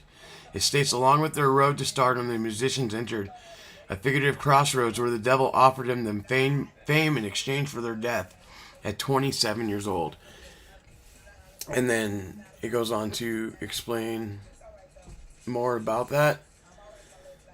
But nothing more than that. But I'll try to find what you're saying, that Jim Morrison took the spirit of a serial killer. I'll get back to your comment here in a moment, Bob. What I'll say, this is what makes sense to me about the 27 Club.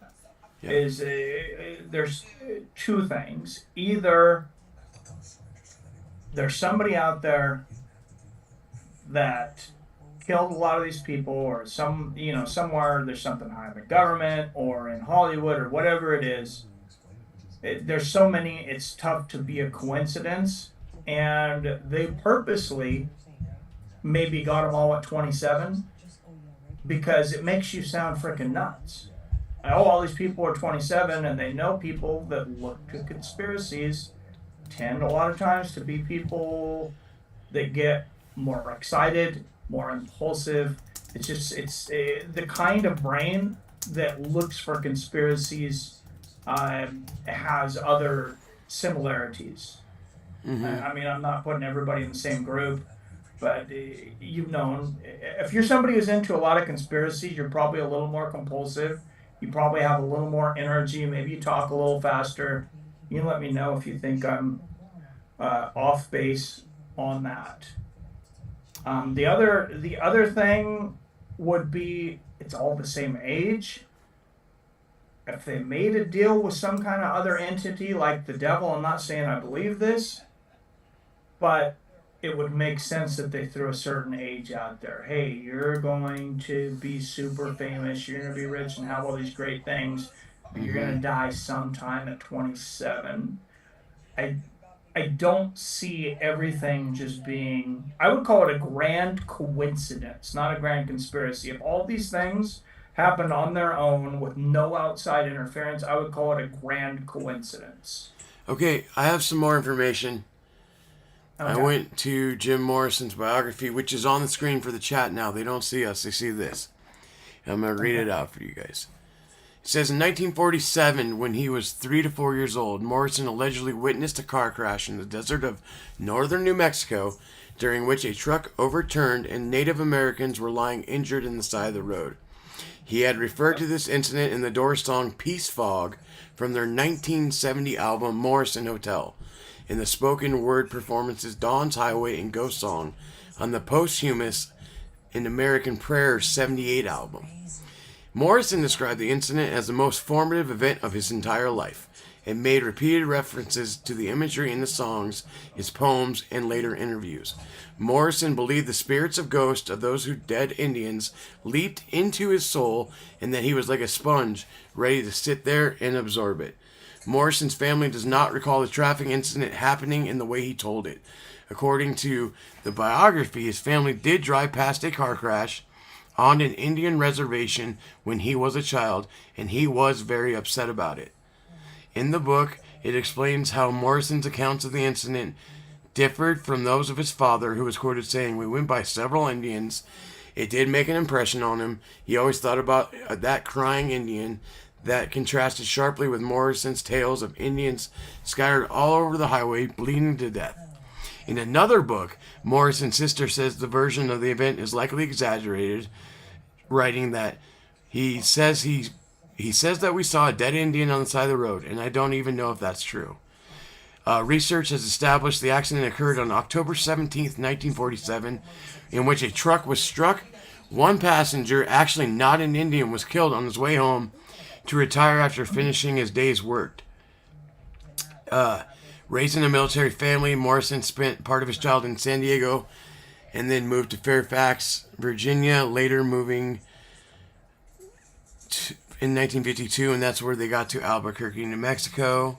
And that's all that they really say about that. His father, Admiral Morrison, was a commanding U.S. Naval Forces during the Gulf of Tonkin incident in 1964. Yep. The following year caused the Vietnam War. Wow. So anyway, thank you for the refresher on that. I think somewhere in my memory I might have gotten mixed up with another story with the serial killer. But everything you said, this is... No, what you're thinking, there is something tied to that. Morrison was obsessed with a serial killer. I'll find that. Because that's what I found first. And then I went to find the accident. Morrison... Okay, I'm going to go into the chat some while you're doing that. And then we'll... Yeah. Sorry, I talk out loud when I'm searching. So that's all I was saying. No worries, Panhead Bob. Says then there's Sasquatch. Won't get into details of a long story here, but I saw one with a group of professional Bigfoot hunters. That's interesting. I would love to go out with some of those guys. It'd be interesting to see what they say.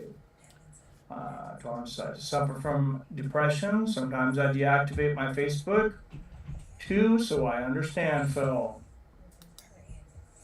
Yeah, that's tough, and yeah, Facebook and all that media and stuff just I think it makes us more depressed a lot of times. Bob said was not on drugs that time either. Phil said, I don't like being a mean person. I was getting all crap with people that I love or crap that doesn't matter. So, Thank you there. What I found about a serial killer in Jim Morrison is on your screen right now. It says that he took massive inspiration for some of his music, and it was inspired by references to the murderous hitchhiker Billy Cook, who killed 6 people and has made his way between Missouri and California. Yes, The dark murderous streak is not only woven into the lyrical tapestry, but it splatters the rolling journey of melody in a damned undertone in one of the greatest counterculture tracks of all time. While the sauntering, atmospheric, epic Riders of the Storm might be encapsulating so much more than just a killing spree of Billy Cook, there's no doubt that within the great doomed American tale, Cook is the prominent figure. So that's all I could find about Morrison and serial killers. That pretty much wraps everything up that I was thinking. Thank you. Mm-hmm. Rick Chaos says, my ex-girlfriend's mother said she's seen a Sasquatch when she was a little girl. She definitely had trauma from it, and she don't lie, so I believe her 100%. Freaking weird. Never heard that one. Yeah, freaking weird. Never heard that one. Yeah, and there's a lot of people that, like, I hear their story, and it's like, I don't know if I believe you, but I believe that you believe it. And that's, that's the people that'll trick the lie detector test and for the new people in the chat, hit the like button. We're up to 15 views somehow. So thank you for joining us. 15 viewers. People like conspiracies. Yeah, so keep them on the chat. I'll keep doing, if you just want to guide it, I can keep doing the background research for everybody. Yeah, all right, thank you. Rick Chaos says, I seen this video years ago. It was taken from a giant crane, and it was looking down on a body of water that was man-made, but it had an inlet to the ocean, and it had the biggest thing. They could imagine splashing around. I've been looking for that video for years, and I can't find it anywhere. Yeah, how many videos have you seen? Like, I got to show this to everybody. It disappears completely from the internet, and you're questioning yourself whether you ever seen it or not. I have a few of those. Now, getting a video, I don't know. I don't think we put any videos up. You're not copyrighted videos. I know, but wouldn't that be most Bigfoot videos are copyrighted? No idea. By whoever shot the video? Yeah, could be. Yeah, that's probably a good rule of thumb. Yeah. I can look up pictures and put them on there for you guys. If anything like that. So. John Bonham was Jimmy Page's sacrifice to the Dark Lords, says Rick Chaos. I haven't heard that one. They killed Lisa Lopes. What's one of her last interviews? And see what she was talking about. They definitely took her out because she's talking about some metaphysical shit. Yeah, I haven't heard that one either.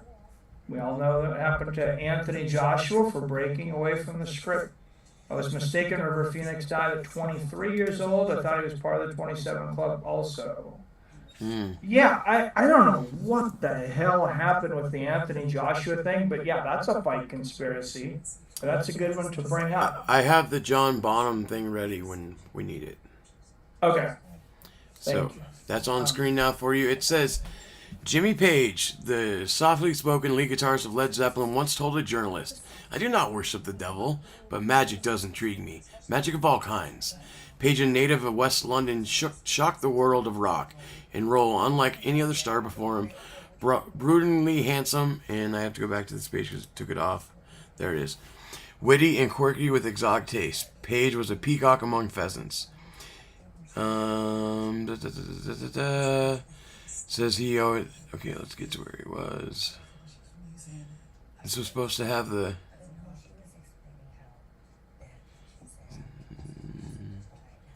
I apologize. Okay, so it gets into like Jimmy Page was one of the long-haired British teenagers rumored to be in the occult. The occult for many young people, including Page, was a polar opposite to the traditional of religion in the British society. Aleister Crowley, a controversial, misunderstood figure, was often labeled as a Satanist. And that's where you get that John Bonham was sacrificed as a Satanist ritual. You're back on screen. Misunderstood my ass. He was involved in founding the first Church of Satan. That's what Hotel California by the Eagles is about. Yeah, So anyway, he was involved with that, and then eventually at the bottom it says that many people feel that he was coerced into making a sacrifice. And it looks like it's all tied into Crowley. Like this, he is really woven in there. It goes way farther, but I didn't want to bore people with it, so. He's involved in a lot of shit, for sure, yeah.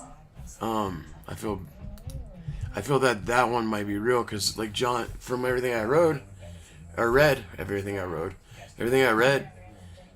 he almost doesn't deny that he was involved in weird shit, and so. Oh yeah. That's a good one, Arcade Chaos. That's a good one. Panhead wants me to Google Robert Patterson film. Okay.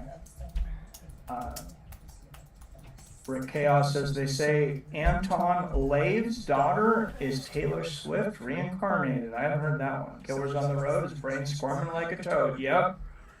Bob says, trust me, Mike, you don't want to see a Sasquatch. It will change your perception on how you view the forest and reality. Maybe I do then.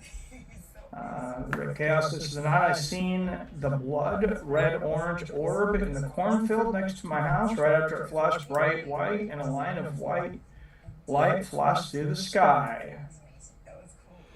I can't find anything on a Robert Patterson film. Are you spelling that right? Robert. He's the war film guy. Right? I don't know. I think so. It keeps bringing up Robert Pattinson. I believe that's it. Jay says, how about Charlie Kirk having a neck that can stop a 30-06 round? Yeah, I don't think anybody believes that his neck stopped that, outside of some people with some very... You mean Robert Peterson, Panhead Bob? Just asking. Sorry to interrupt. Oh, Billy Roger Peterson. Roger Peterson. Okay. Roger Patterson. Yeah, that whole thing is just so wonky, Jason. I mean, I've heard... Oh, I was saying... My bad, I wasn't reading it right. It did say Roger the whole time. That's why I couldn't find it. So Roger Patterson's the guy that filmed the first Bigfoot sighting. That's what it is. Oh, that's not what I thought you were talking about at all. Okay. Yeah. At least that's... Yeah, the Patterson Gimlin film in 1967. Oh, that's familiar when you said that. Alright, so on your screen you'll see that now. I'm showing you the still photos because I don't want us to get clipped anywhere. So here is a still image of the Patterson film. And this is the one that they kind of like decided was a guy in a suit, right? The most famous one, everybody says, is a guy in a suit. Yeah. So. Where are we at in the chat? Where are we at? Jason says, how about Charlie Kirk having a neck that could stop a 30-06 round? Yeah, like I said, does anybody really believe the formal story on what happened there? I think the exploding mic is a possibility. What about the guy that was in the crowd next to him? The same guy that's been in the crowd in like 8 different controversial incidences like that? The other guy that was in... Sorry. There's just so many things to think about that whole thing, and you want to go... If you want me to bring up anything particular, just tell me, Mike. Okay. So you can have whatever with what you're saying to them. Yeah, see if you can get a current status on the exploding mic theory. Charlie Kirk exploding mic theory.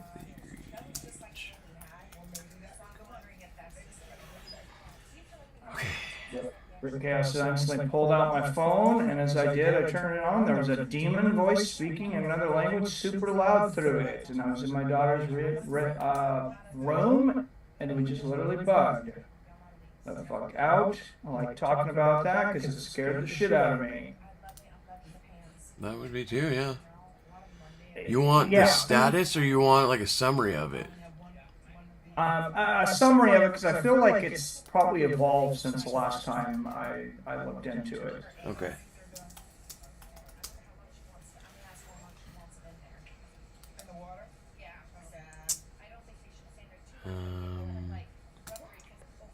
I have an article from July 1st.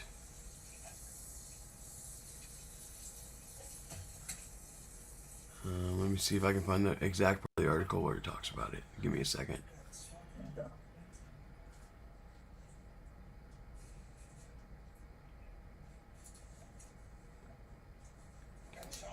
The Jimmy Dore show was the first time I heard someone talk about this, which sometimes Jimmy's a bit out there.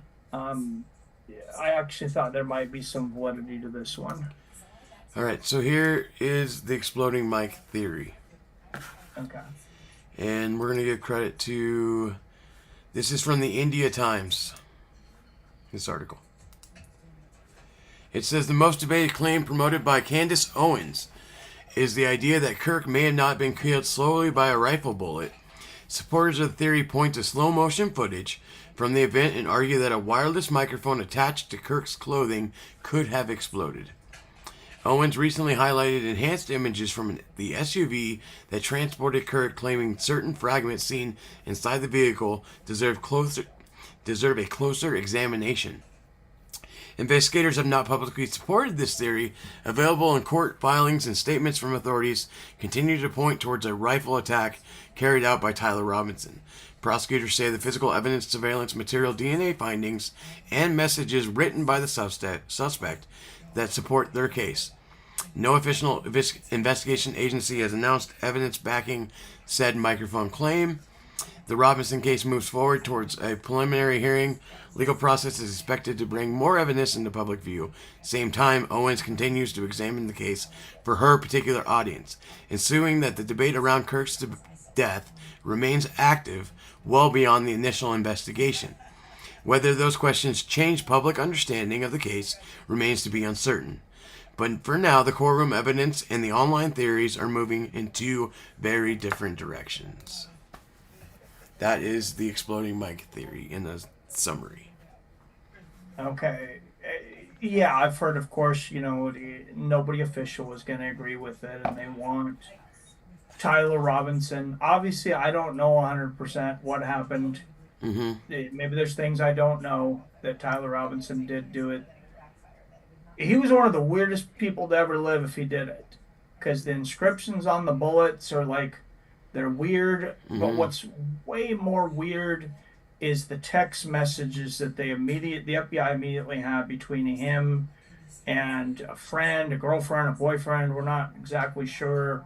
Mm-hmm. Some kind of relationship with his roommate that was romantic, and the texts read like an 85-year-old man trying to sound like a teenager. If you could get those texts, that would be great. Cause hold on, I'm looking up the dude that was in the crowd. Okay. All right. Sorry, we're kind of going all over the place, but I'm just following what chat wants. I'm the young Jamie tonight, so you gotta fly the plane. Appreciate it.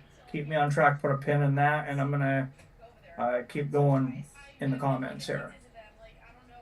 What's up? I know everyone. Izzy left CKB because Olberg messed with his ex. Come on, Olberg. Really? I hadn't heard this. Oh, with his ex, though. I mean, it's his ex. Maybe they were going to get back together. I don't know. Some people just have a type. Apparently, she likes fighters. Mr. Crowley. Yes, Phil. Billy Roger Patterson. Yeah, we went through that one. Crappy Batman ever. Yeah, Robert Pattinson. The Patty Bigfoot film. Okay, I need to go ahead a little bit. Oh, he's Charlie Kirk's Kathy Smith. That's the guy in the crowd. I can't find anything about him. I'm trying. Have you heard about this guy? Is this the first that you're hearing about him? I heard something shortly about it, but Okay. if I could get the name. I feel like probably everyone in this chat has heard this story. Bob says, after my sighting, I became a Bigfoot expert because it effed with my head so bad. Really? Send me some things, Bob. If anything, I'm curious, man. Rick Chaos says, I know nobody's going to agree with me, but the worst Batman movies are the ones with Christian Bale. They just don't do anything for me. Yeah, we're all going to disagree with you. But I respect your opinion. Phil says, I put an old Art Bell broadcast sometimes. They are on YouTube. Great stuff. Oh, yeah, he was the king of conspiracies before Alex Jones. Roger Patterson film was not a dude in a suit. Dig deeper into that research for the truth. I think it was fake. All right, thanks, brother. My cousin, I know a lot of people do. People are all over the place on it. Yeah. My cousin's obsessed with Bigfoot. I've watched every documentary you can think of. Yeah. It's just, it's too perfect to not be fake. I'll put it that way. Phil says, can't trust it. Rick Cass says, exactly. Look at the message. All right, so that catches us up with the chat. Okay. I can't find this missing mysterious man. Okay. Yeah. Interesting. I've searched it so many different ways. Did you try Grok? I don't have Grok.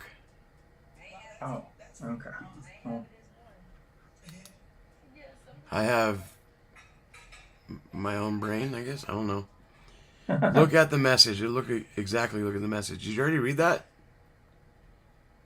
oh, look at the message. Yeah. What Yeah. message? Oh, you talk about the Bat one. I need to reread it. I think I know nobody's going to agree with me, but the worst Batman movies are the ones with Christian Bale. They just don't do anything for. Is that what you're talking about? Look at the the message of the movie. Oh, I see what you're Is that saying. what you mean? Yeah. Like the message of the Batman movies? I'm just trying to answer your question the right way. That's all. Okay. Yeah, that makes sense. I think that's what he means, but I don't want to I like think so. put words in his mouth, you know? It definitely seemed to add a lot of darkness to the world. When The Dark Knight came out, I felt like it made the world a little darker place. Like just that movie coming out. It's one of my favorite movies, if not my favorite movie ever. The Dark Knight. It's a great movie. My favorite Batman's was the most recent one. I really enjoyed that. The Batman with the Riddler and I don't know, the guy from Twilight's Batman, but you can't tell. Robert Pattinson. Yeah, I like that one a lot. Okay. And then, if I have to go like all-time favorite, it's gonna sound so stupid. I like the 1966 movie Adam West made. Okay. Yeah, I'm big on that 1960s Batman TV show. I still go back and watch the old 60s Batman sometimes, especially on edibles. Yeah, Dude, I bought the take whole. an edible and go back and watch it. I bought the whole thing on Amazon. Nice. It's only 3 seasons, but it I holds bought up. it It's so digitally. campy and stupid, but it's comic book, man. You know what I mean? Oh, it's hilarious. And like my all-time like favorite Batman material is Batman the Animated Series, the cartoon. Yes, that was great. That's the best Batman there is. That was my favorite animated show growing up. Yeah. I also own all that. You can tell I'm a Batman guy. I wasn't big on Marvel. I was a DC guy. My camera keeps moving on me. It's giving everybody a look at the background of the wall of our MMA conspiracies. So You Have Jim you seen? Caviezel was struck by lightning filming The Passion of... Oh, yeah, I remember. Mel Gibson said that in his I Rogan didn't know that. interview. Yeah. And he Wow. also filmed it when he was age 33.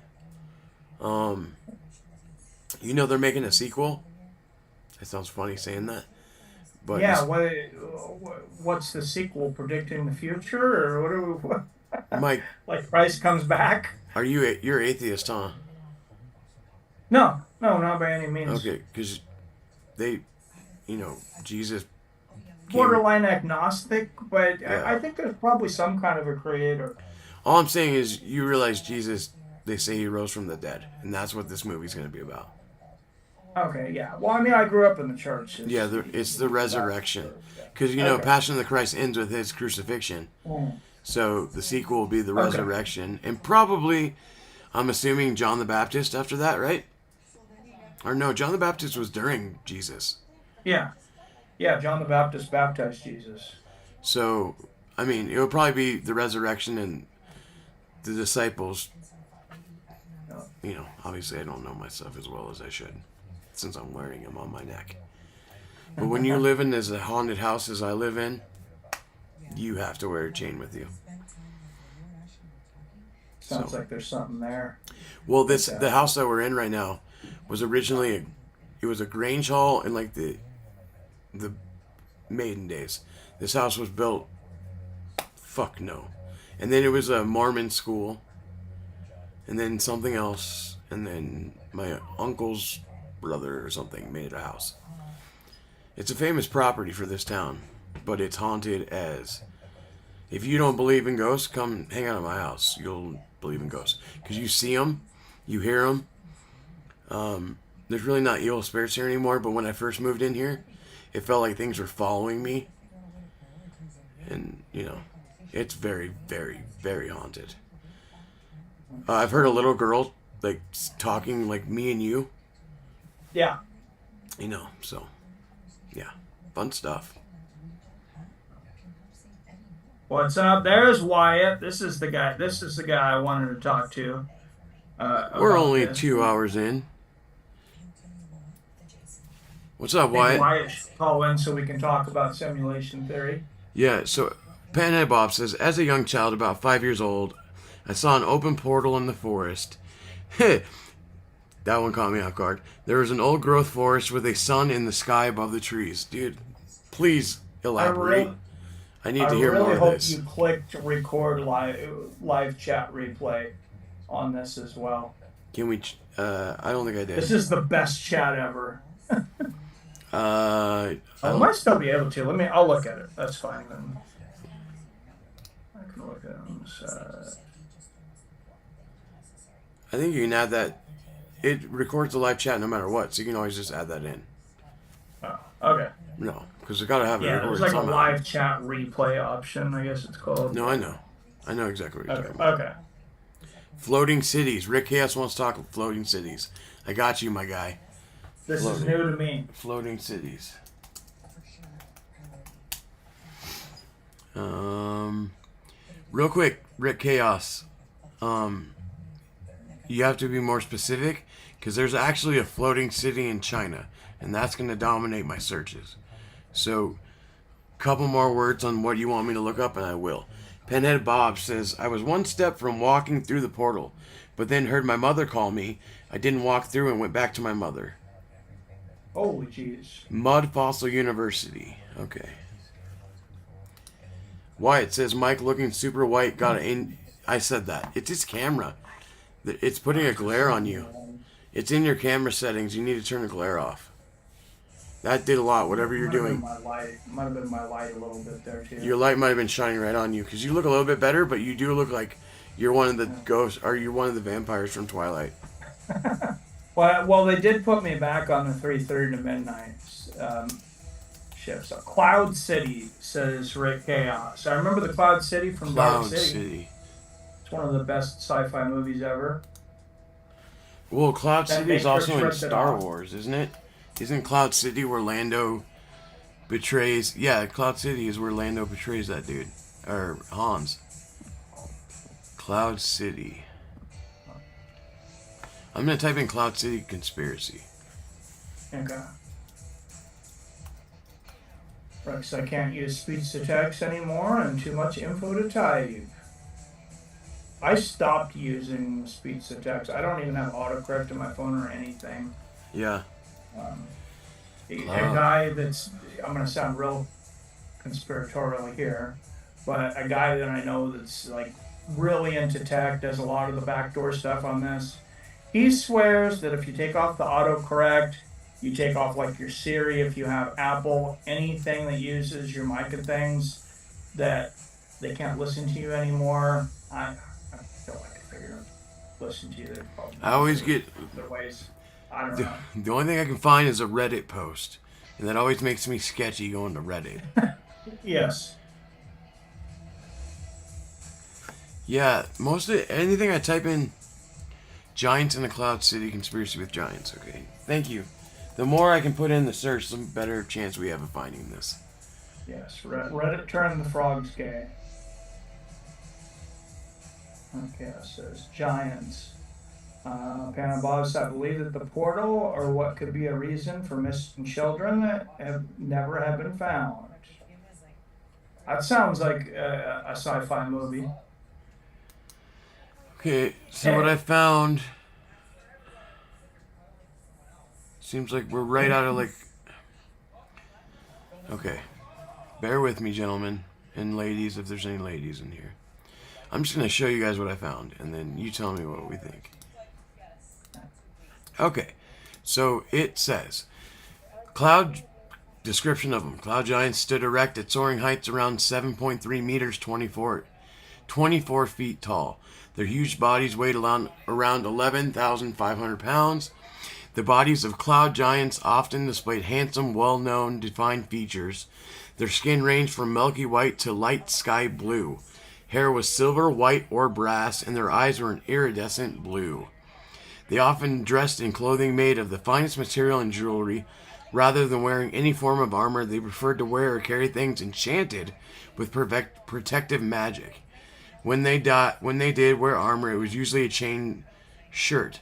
Cloud Giant notably seldom showed their faces, instead owning and wearing masks that were made from precious adorned gemstones. That's what I got in Cloud Giants. Personalities, abilities, and magic. Combat. History. I don't even know if this is right, so I don't know. I think we're on the wrong track. They sound like giant magical Nazis to me. Missing 411. Missing 411 Cloud Giants. I'll keep working on it. Go ahead and keep talking. Alright, Wyatt says, ain't no glare, that boy about to ascend into the heavens. I hope not. I might have been a little under the weather earlier, Wyatt. It's definitely lighting, I can tell. Because it's like cutting and pasting you, where it's not doing that to me. It's your camera. Okay. Missing 411 theory. Oh, yeah, I don't Ain't no glare. I've Bob seen it. says, Oh, there you go. Go ahead. Sorry. I've seen and experienced so much whack stuff in my life. A lot I don't share because I don't like being told that I'm lying or that I'm crazy. Well, here's the place to share it, dude, because we're all sharing crazy shit today. And like I said before, I believe that everyone who tells their story on here believes it. Just like I believe my story if I tell you I believe it. 27 people in the chat. Thank you. Please hit that thumbs up. Thank you for joining us. Yes, you should call in, Wyatt. You should call in. We might have stumbled across a trajectory change here, Mike. We might just have to go. So. We might have to go. So I'm gonna let Wyatt. Missing 411 Arcade Chaos. Let me tell you what I found and tell me if I'm on the right track. It's something to do with missing hikers and surrounding their cases and mysterious, and all of them were in national parks. Is that the conspiracy you're looking for? If so, I will dive into that. If not, point me in the right direction. Wyatt's calling in? In just a moment, I just messaged him. Okay. You can hold up for a minute. I have to go and let my dogs out. I think I have to go to the bathroom. I can't barking. Yeah, that's fine. So I will be right back. Throw your ideas out there, guys. Personal experiences. Yeah. The real story missing 411 Miss Fear the Giants. I think that's where you want me to go. I just gotta find an article. I found a video. A bunch of videos. Missing 411 Giants.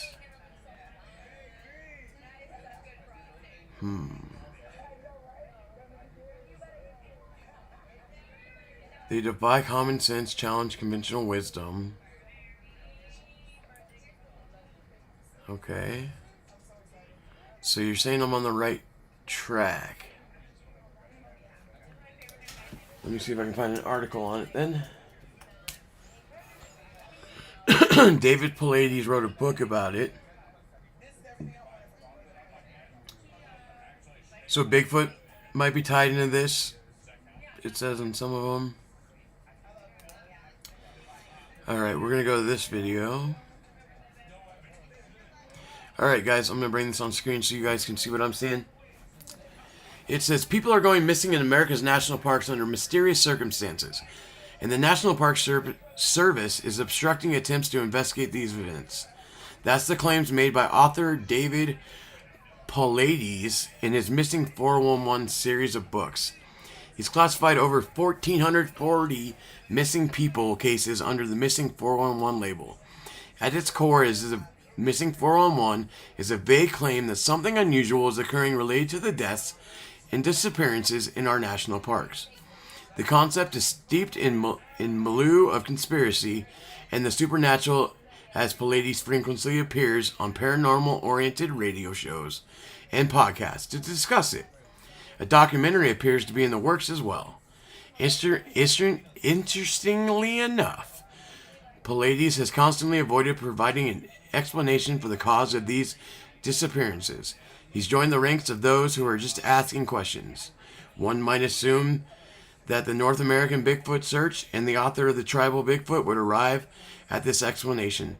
While this hasn't happened yet, the Missing 411 appears to be an evolving mythology. Let's see. When pressed for an explanation, he has remained evasive. His role as investigator points to the problem, not the cause. Alien abduction, ghost involvement, fairy kidnappings, trans-dimensional chupacabra, they can all be swapped in and out as possible explanations for this apparent mystery. The topic seems to be constructed with intentional ambiguity. I can't say that word right now. Ambiguity. Whatever. Promoting any non-scientific idea to fill in as a possible explanation. He's appeared on Coast to Coast, along with press conferences. And interest in Bigfoot, skepticism requires to entertain the claims independently of his history and other beliefs of the author. Panhead says, Pallades is full of crap, complete BS, and not true. He is a hoax. Believe me, I've done my research. So that's an explanation. They also say he's fascinated. It was a Blair Witch vibe. Would have eagerly and had me eagerly in line opening night of a Hollywood thriller. So, yeah, he doesn't really get in specifics to what did it. A lot of disappearances. That part cannot be faked. People go missing hiking all the time.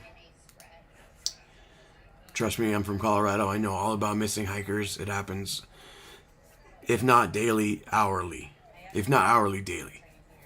So, Panhead Bob says it's a non-starter. But interesting nonetheless, because if that's fun to think about. Bigfoot, aliens, killer pack of wolves, you name it, we got it. So that's the 411 conspiracy. Mike's back. All you missed was me reading out loud.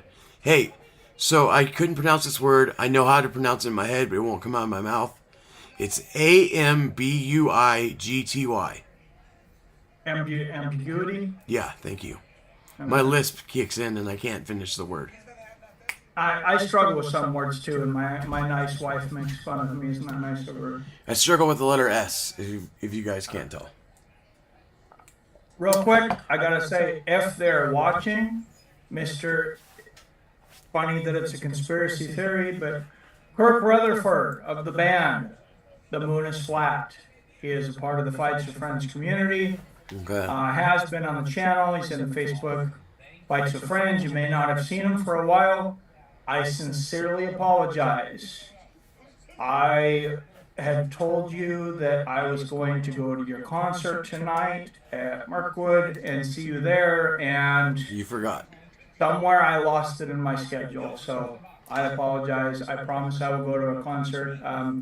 To make it up, guys, go to Spotify, go to Apple Music, YouTube, wherever. Look up The Moon is Flat.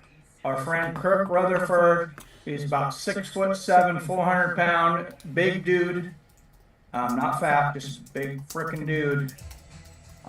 Check out his music. Give him some love. Give him a couple plays. All right. I'm gonna put them on screen real quick, guys. This is The Moon is Flat.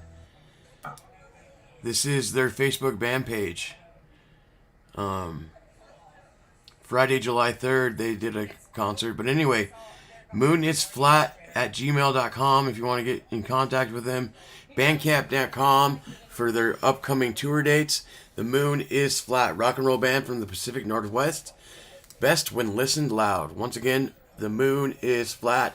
Shout out, download them, love them, like them, live them. Yes, thank you. Kirk Rutherford, available for public and private appearances. There's a debate going on in the chat about the 411. Rick Chaos says, Pinhead Bob, he has facts to back up his story. What facts do you have? He makes no claims.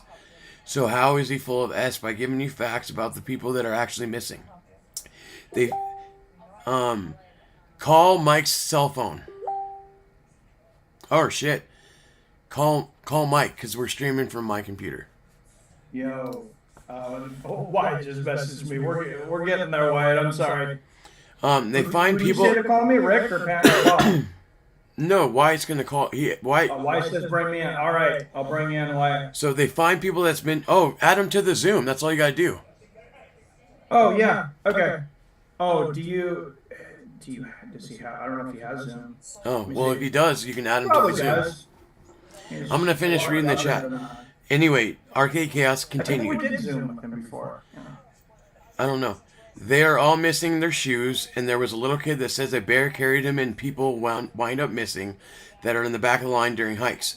There's a ton of legitimacy behind the claims and behind what he claims and what he claims is there is people missing, and the national parks fight him tooth and nail to give up any bit of information, and people turn up days later in weird spots that he searched multiple times by multiple teams. There's so much to the 14. You just say it's all hogwash. King James says, "Yo, fellas, just happened to stumble across without knowing Fights with Friends was live tonight. Thumbs up." Thank you, sir. Welcome to the party. And by the way, all the new listeners, it keeps going up and down. We're going from 15 to 30 to 20 to 9. Hit that thumbs up, even if you're just stopping by. Hit that thumbs up. Drop a like in the drop a like. Join the chat. Join the party. Arcade Chaos continues. Obviously, you didn't do all the research that you think you have done. If you can say it's all hogwash, because it's far from all hogwash. So there's a very heated debate with this 411. And I don't know if you heard everything I read off, Mike, but it's 1,400 hikers have gone missing in our national parks. And the National Park Association, or our department, is very slow to release any information on said cases. And there's an author that wrote a book about these circumstances. He didn't give a conclusion, but he put out there it could be ghosts, it could be aliens, it could be Bigfoot, it could be a hungry pack of wolves, it could be serial killers, it could be XYZ, ABC, 1, 2, 3, all of them above. So that's the 411 conspiracy. Pinhead Bob says he's looked into it. The author is debunked. Arcade Chaos refutes that claim, and that's where we stand. Chaos says there's tons of stuff on the moon. They faked the moon landing, and we'll be lucky to know the truth in our lifetime, but don't count on it. Let's save that one for Wyatt. Me and Wyatt are doing the moon. He's coming in. I'm just getting him the info here. Okay, so I need to go refill my water because reading all that article out loud, you can hear my throat's going. So I'll be right back. You cool? Am I cool to go? Yep. Okay. Go ahead and read the Panhead Bob and Arcade Chaos last 2 comments. I didn't get those. All right.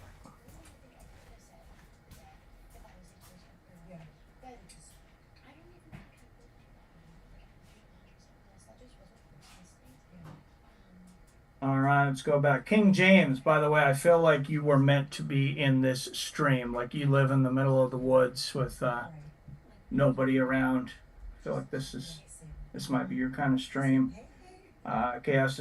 Obviously you didn't do all the research you think you have. Okay, we've heard that. There's a ton of stuff on the moon. They faked the moon landing. We'll be lucky to know. Chaos. Dig deeper into the facts. I'm not denying that people don't go missing. Funny that you think a guy would dedicate his life trying to find the truth about people that are missing, have families and loved ones, wants them found and want an answer. Funny thinks a guy would dedicate his entire life of work on a lie. Makes no sense. Yeah, I can't speak too much on that situation because I'm not in on the facts. Bob says I'm denying that Bigfoot has anything to do with missing people. Okay. Wyatt says he is on deck, so he will be in here, and me and him, I think we'll talk some simulation theory, and we will definitely get into the moon landing. Let's put up a little poll here, though. Let's put up a poll. This is not generally a conspiracy channel, guys. For those that are just coming in, we're definitely going to listen to you guys and do a lot more of what the group seems to be asking for, though.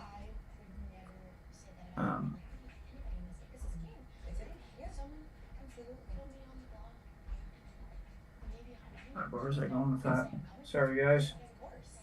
Billy made me take an edible. Said if I didn't, he would never do a show again. What's up? Don't listen to anything he says when he comes back. I'm joking, Billy, if you're listening. I just walked up. What'd you say? Absolutely nothing. No, seriously, what'd you say? I just said that you made me take an edible and said that if I didn't, you wouldn't do any more shows with me. Yep. I did. No. 1,400 is the number of cases Paul Dice has investigated. I expect the number of victims is much. Wow, this is a conspiracy I do not know much about at all. Okay. Rick says there was a little kid that got abducted by what he said was a bear that carried him for miles. And a weird thing about all those people, when and if they are found, they're all missing their shoes. But is that where all the shoes come from that are thrown across the power lines? Huh. Yeah. I know that was bad. Bigfoot, no aliens would be more likely. I think we're agreeing on this, Rick Chaos. It says, Panhead Bob. I can agree with that. Yeah. What's up with Wyatt? He said just give him a minute. Does he have Zoom?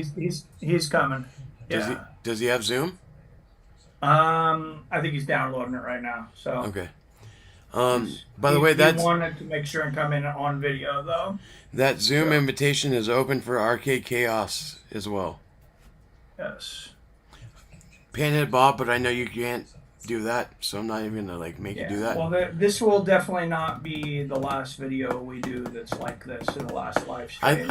I think we should stick to a topic for other videos where we can really spend a couple hours on one thing. This is just a general discussion, you know. I think this is a good live stream to find subjects to go into deeper. Yeah, we're finding out what people want. Like this 411 thing, I think we should do a whole episode because people obviously have strong opinions on it. Yeah. I can't. So send me. Sorry, guys, just real quick. I'm brainstorming as we go through. Whether me, Billy, or anybody else does it through live stream or video, send me your clips. If you have something that you think's really good for camera and you're with me on Messenger, just send me a video, a couple minutes, If you think maybe we can clip it into a video later or a live stream. And I know some people aren't as comfortable like calling in on camera, so that's another way. Let me bring this up. This is my theory on this, right? Okay. So, we changed the description of the fights with friends, right? Technically, we're still fighting with our friends. We're just fighting with our friends about conspiracy theories. And just keep the same channel name? Mm-hmm. Weren't we talking about doing a channel with fights before we made a conspiracy channel? I don't know what you mean by that. I remember something about that. Well, we've been doing conspiracies for like 9 years now. We were talking about... Not like this, though. Not like this. I mean, like, if we want people to be like, oh, we're going to come... Oh, there's Wyatt. Dude, this looks good on screen. We're each a third of the screen. It looks really good, but I got to fix... Yes. I do have to fix Wyatt, and I got to put a name above Wyatt. Because now our text is off. So I got to put Seattle Mike over here. So, Mike, when you look at it, do you only see one person? No, I see all. I see all three of us. All right, so I got to change a setting here somewhere. Yeah. Oh, it's at the top right. He's on the speaker view. I'm on OBS, so Mike has to walk you through it, but it's on the top right of the screen. How's that? We're getting to the speaker view. So are you on the mobile app or your computer? Yeah. Mobile app. Okay. Oh. I gotta find where I haven't used the mobile app. Yeah, I'm using it right now, so I can get him there. Okay. So on the mobile app, it's the top right of the screen, 3 white lines. Do you see that? I don't. I have that at the bottom, like where it says more. Anyway, I'll click on that. Anyway, what you're looking for is a 4-option thing that says speaker, gallery, dynamic gallery, and multi-speaker. Right, I remember that. No, but I do remember that from using it a long time ago. Yeah. So once you see that on the options, that's where you're looking. Not there.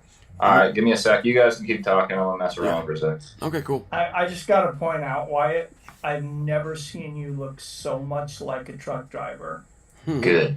Like if I seen you walk into my store, like in the store, and there was 1,000 people in there. Would you recognize me if I didn't say anything?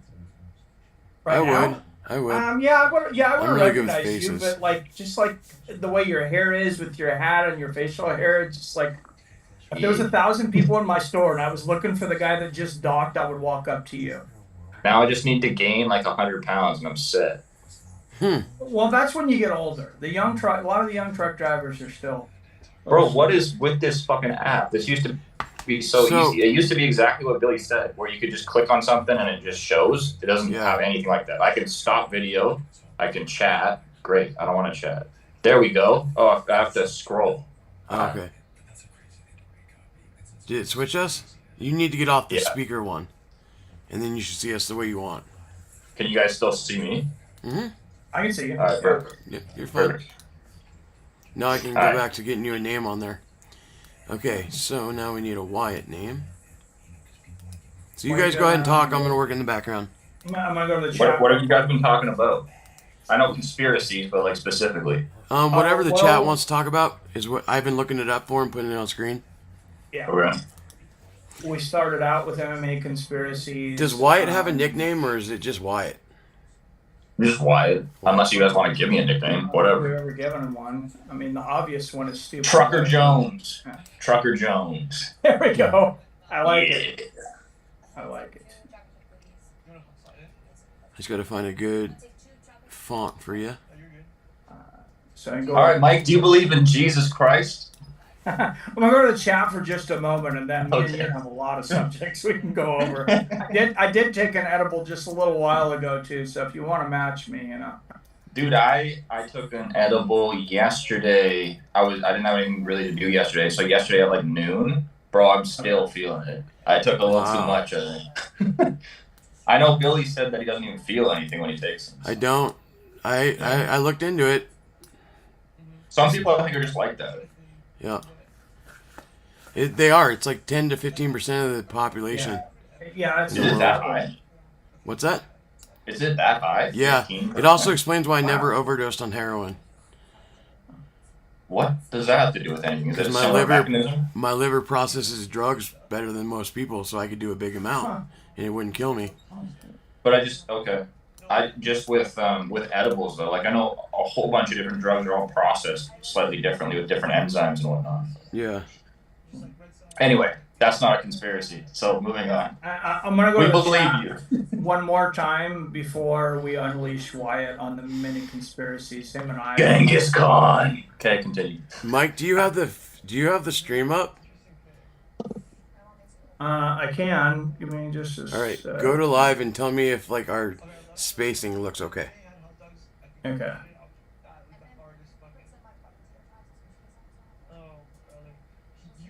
Oh, that's weird. Oh, there it is. Okay.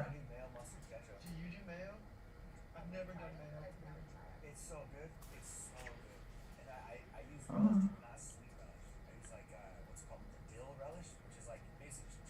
Billy, were you surprised that France lost? Yeah, they came out like shit though. They It looked like Spain kind of wanted to win more, you know? Seemed to be a little more effort going on there. Does At it least look from what I saw. Oh yeah. Does it look okay, Mike? I think we're okay. Wyatt, if you're looking at the screen, the left side of his face is cut off a little bit. None of mine. Okay. I can go vertical if I. No, you're fine. You're fine. Does the text work above everybody, Mike? Yes. Do you like Wyatt's name? Yeah. What is it? I don't think Wyatt's gonna like that. Billy always wants to call me the Virgin. Is that what it says? Mm-hmm. What? Why? I don't know. I just feel like we needed a running joke for this channel. So if I convince everybody that we call you the Canadian Virgin, it would catch on. Is that believable? Well, once we get really attractive women trying to like take care of that for you, you'll think of it. Do you know we're on the internet with a bunch of weirdos? And that's not where all the attractive women are? Yeah, but There might be Do some whatever you attractive want. women, but they're mostly crazy. They're sure as fuck not watching this show. I know I'm just really sad that Jason already went to bed. We have the stats to back that up. Bro, Yeah. we got a long ways away from the Virgin to Trucker Jones. I feel like those are like opposing ends of the spectrum. I know, but when I started typing out the text and it was red, it clicked in my head. I was like, oh yeah. Hey, no, we could go with it. I don't care. And I figured once like randoms come in the chat, they're gonna be like, Canadian Virgin? What? Okay, let me finish this chat in the chat for just a moment. We love you, King Wyatt. James- We kid because we love. King James has said many of these victims have been found mutilated like cattle, but the authorities prevent such cases from going public. Oh, I've definitely heard those rumors. Rick Gas says, so I don't see how someone who gives you nothing facts, but we're all allowed to have our own opinions. Okay, you guys are just kind of arguing with each other. I'm going to skip that then. Sorry. James says, police released a documentary, Missing 411, The Alien Connection. Interesting. Okay, so. Okay, I changed it. And Okay, it now says GSP's son. Okay, not that I I'm like dismissing that. your guys' argument here. I don't know the subject. So We weren't What? arguing. I was just joking with Wyatt. We weren't arguing though. What no. about- Pam had Bob and Rick Chaos were having a discussion. Oh, okay. I thought you were What talking to me about- and Wyatt. I was like, dude, No, I was I arguing was a just joke. letting her know I'm not ignoring the subject. I don't know the subject well. Oh, What they're about arguing George? about Bigfoot, right? They're discussing Bigfoot. What about 411, George St. 411 Tim's long lost child? Well, I only have so much room above you, so it has to be. Yeah, Yeah. okay. I So could do. Wyatt, I could do something better though. I want to jump right into this. So Wyatt, what percentage do you give that the United States of America or someone from this country landed on the moon in 1969? Okay, I'll get right to that. I want to say one thing first, just because you were talking about it. So I live, like, I don't know, 15 to 20 minutes away from Duncan, BC. Duncan, Okay. BC, population-wise, like percentage of the population-wise, is the #1 place in the world to see Sasquatch. Wow, Really? I didn't realize that. Yeah. So, I mean, there could be reasons why, obviously. It's kind of in the middle of the woods, but also there's a lot of people that drink a lot. So I don't know if those are connected or not. And it's like, just because there's a lot of wilderness, right? People like, get drunk, go in the woods and see shit. So Yeah. that's my assumption as to why. But what chance do we have of landing on the moon? Dude, I think it changes all the time. The thing that I don't understand with that is how some people can be so confident really either direction, but maybe that's just because I question everything nowadays. Yeah. Like in 69, right? Yeah. I'm going to put this in the chat. Wait, also for the moon? Vote in the poll. The moon landing? Yeah. Yeah. Yeah. So in the 60s, you're telling me they found a way to get all the way to the moon, which is the equivalent of 30 diameters of is that right? Yeah, 30 diameters of the Earth, one next to the other, all the way to the moon. That's how far it is, or like 31. Mm-hmm. And they did that in the 60s, like right when microwaves were invented. Like, it just seems fucking crazy. Just technologically, what they had then to be able to do that when they weren't able to do so many things that we see as like normal now, right? Mm-hmm. I find it hard to believe. Some days when you look into certain things, it's like, I guess. But the fact that we haven't gone back is crazy as shit to me too, because the whole excuse is always money. And I understand the space race, Cold War, all that. But like, when the like, think about this. Very different, but just as an analogy. You get a television, right, from, let's say, 69. That TV now, if it's no value because of being an antique or anything like that, that TV's worth what? $1? Nothing. Whereas a TV now is worth, let's just say, $1,000. A nice, decent TV, right? Mm-hmm. So as things progress, as the technology progresses, you don't need to spend as much money to accomplish the same goals because the technology is advancing. So how are we not able to do that? Because there's still a whole bunch of money being funneled into NASA every year. I just find it crazy that if that happened, that they can't recreate anything even similar to that. Yeah. Interesting take, for sure, yeah. Me and Wyatt have talked about this for hours. Days.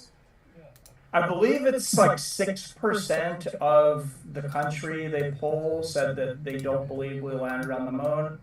I put myself in that 6%. I think it's highly unlikely that we landed on the moon in 1969 the way that it is documented. The technology should be replicable, should be somewhat replicable if we could. Let's talk about the tapes that they supposedly recorded over. You didn't tell me this was so much money. We don't even have this much money to do this again, but we're just like, oh yeah, fuck those tapes. Let's just record over those. And if we didn't have the money, it's like, how much money does the United States spend on wars on average, like per year? You didn't tell me if it wasn't important to get back to the moon in the 1990s, we wouldn't have went. I'm not saying it's impossible that we win. I think it's highly unlikely. So to sum up Arcade Chaos and Panhead Bob, Arcade Chaos is supporting the 411 mystery, saying the guy is just pointing out the facts, and they're just arguing on concepts. So I don't think either one's wrong. They're just taking different points of view. King James does say, don't know how one would debunk the thousands of victims who's gone missing, because Chaos said, now explain what you're debunking. So they're they're having their own debate, but it's about that one subject, the missing hikers in national parks. So I don't know if we want to participate in that or what, but I'm just letting you know what's going on. I'll be right back. All right. Okay. White has to go take an edible. The first idea that came into my head when I seen you two guys going back and forth is we need to do conspiracies that you guys are compassionate about. Yeah. Like if you two were able to talk together and I or Billy are able to referee, I wouldn't want more than one other person in there, but someone to just, ask questions and... I think, by the way, I just redid the text. It looks great above us all. Because yours is in blue or in green. It says Seattle Mike. Okay. Let's see. Mine's in blue, and then Wyatt's is in red. And Wyatt's official thing says John Jones #1 fan. He's gonna demand that he set up every meeting now, just so you can't make his nickname. But don't you like how it looks though? The text and everything. I think it looks great. Yeah, no, it looks good. The video quality online looks good too on YouTube. You know who we haven't heard from is Bruins. Where did he leave? Because wasn't this was his idea? Yeah, I haven't seen him in a while. Yeah. I mean, yeah, but if he's on the East Coast, like our East Coast people, it's 1:20 in the morning now, so I get it. Yeah. So I can only do about 20 more minutes. I have to work in the morning. Fair. I have things I should do as well. Well. So I'll give you guys 25 minutes because I'll get us to 11:45. Actually, just me and Wyatt will stay on if he wants to. Then after you're done, because I have to be here. No. Anytime you need to leave, dude, I don't want you to be tired. No, Mike. Work. How are you going to stream if I'm not here? I'm the one streaming. Oh. That's a very good fucking question. Okay. If you guys get into it, if you guys get into a conversation, I'll put it this way. I am drinking caffeine water. So if you guys get into a good conversation, I'll give you guys an hour at the most. Okay. I don't want you to be up all night with us, but 6 a.m. comes very quickly. Yeah. But no matter what, even when we sign off, I'll be up for another hour. So I'll give you guys that if you guys get into it. Otherwise, I'd like to end by midnight, which is in 40 minutes. Okay. Yeah. No. My house. Good. Midnight, my house. I'd like to know Wyatt's thoughts on Bigfoot. I don't think we've talked about that one. Okay. I don't have much interesting shit to say on that. I mean, I think it's incredibly unlikely that it or he or whatever exists. Because I mean, not to go full Joe Rogan, but I think it's like there was species that were similar at certain times in history. I believe that. And as to them being around now, I think we would know. I think we've explored enough of the landmass of Earth to know if they were or were not here. And because, like, when they discover new species, nowadays, they're all really little, right? Discovering insects and stuff like that. Mm-hmm. So I don't think they're around now. I think, obviously, things similar to those could have been around at some point in time. Mm-hmm. But, yeah, I don't think they're here anymore. So the issue in the chat is, King James says working in the shop while listening. He can't read the chat, so he's letting everyone know. He'll just be listening from now on. Peace out. Thanks for coming in, brother. And then Arcade Chaos and Panhead are still debating Bigfoot and the 411 missing people. Panhead says, dude, you're tripping out. Are you drunk or high? Panhead says, I'm not, because I'm not. Whoa. Oh, he's talking to Arcade. Arcade says, I'm done talking. I said everything I got to say. He said an opinion, and that's all it is mine. Yeah, everyone, it's just opinion. It's a debate. Okay. We ain't getting hard feelings about any of this. Yeah. And I'll just piggyback on the rest of it. Sorry, just answer the rest of the Bigfoot question myself. I believe similarly to Wyatt, we would have caught it on camera or something right now. There's definitely been beasts that have been of that persuasion before. Tried to prevent that. Neanderthals, were a little closer to like a mix. But here's what I would say. If they're there, there's some kind of supernatural thing out there that makes them not be able to be caught on video camera and only visible to certain people or something. Like, there's something... What, you talk about a magical fucking wizard? What the hell are you talking about, Mike? It's exactly Harry Potter? It's exactly what I'm talking about. And this would not be weird if you'd been in here earlier. Because we have several people that have seen portals in the forest. Since the last time you talked to us, Billy has traveled several different dimensions. Well, he can go over that in a moment. But yeah, this is not abstract for this conversation at all. See, but I don't think they would have been anything like Neanderthals. Because Neanderthals are what, 5'6"? Isn't Bigfoot usually known as like a huge thing? Yeah, So like gigantic. yeah. He is bigger, but so my Neanderthals were closer to like an ape human, though I believe. A little bit, yeah, yeah. All of us Yeah, have at least like some kind of bigger 1% mix of Neanderthal them. in us, so they are human. We're part Neanderthal. Yeah, they like interbred at one point. Joe Rogan is part Neanderthal, but. Well, he's only part Neanderthal because he took so many drugs that he's become a fucking Neanderthal. That's my opinion. Yeah, what all is that guy on? A lot more than what he's telling us. But Well, he says he's on a lot of shit, so I don't know. yeah, no, that's true. So went over moon landing, Bigfoot. You wanted to talk about Jesus? Were you serious? Sure. I don't know if that's a conspiracy theory. I feel like that's gonna piss some people off. Yeah. So we have someone in the chat wants to know what 411 is. What's up, Cheeto Ortiz? I haven't seen Cheeto Ortiz in forever.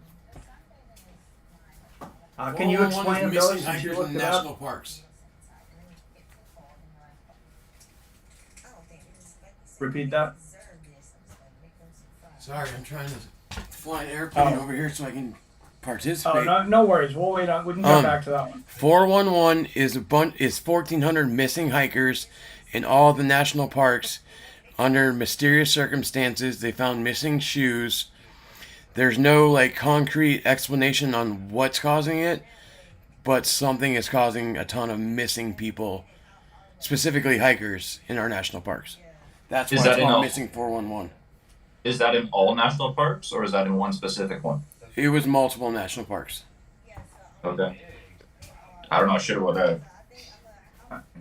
I'm assuming it has something to do with the Clintons. That's all I know. Are you serious or not? I mean, there's body counts on these guys. I'm sure if there's something going on there, they at least know about it. Oh my god. Are they like 80 now? Yeah, I think they're both around or like pushing 80 or are 80. They were both right there. Yeah. That's like a whole nother episode though on the Clintons. There is so much. Okay, conspiracy theories. I don't know. Do we talk about that many conspiracy theories? Mike, I feel like we just turn things into conspiracy theories when they're not. You know what I mean? Well, we talked about why we're here. And why don't you talk about the first time you questioned the Big Bang Theory? Because we talked about this, like, if I remember correctly, you went to school, you kind of learned the Big Bang Theory. It wasn't until you were a little older that you questioned it. And why would you question it? I mean, I don't know how true that is. Like, you obviously have spoken to me a fair amount about simulation theory, right? Yeah. And I kind of look at it more so as a way of looking at things, like a way to organize facts into thinking, okay, life is too crazy to be real, therefore it's a simulation. Like, is that not accurate? So, like, that's why I've questioned when you say that in the past, because to me it's just like, okay, life is getting too crazy to believe. I understand that. Trust me, I've been there where life's just absolutely like, how is this real anymore? Yeah. But does that necessarily mean it's a simulation, or does that just mean we're going through an incredibly fucked up stage of civilization? I don't know. What do you think? I mean, obviously I don't have like a 100% answer. Like, I think this is obviously true. I see a lot of different options. This is an interesting concept, and I'll explain why before Mike answers. Just from the side. I'm going to go back to what I was doing and finish, but Mike's answer is going to be different than me and Wyatt's when it comes to simulation theory, the Matrix, and all that, because he's a parent. I'm a parrot? Parent. Parent. You have children. Oh, I'm sorry. So your I thought you said I outlook. was a parrot. Sorry. You're a bird, buddy. Your outlook on I everything just repeat is what going other to be people different. say. Does that make sense though? Because you have kids, so your like thoughts are a little bit different. You know what I mean? Yeah. So Yeah, anyway, I just no, I want to get point that out for the chat and everything. What was the last thing you said, Wyatt? Do you remember? I'm sorry. Just that with simulation theory, I feel like it's an excuse as to trying to make sense of the world when it no longer makes sense to you. It's a simulation. It doesn't make sense, so it can't be real, right?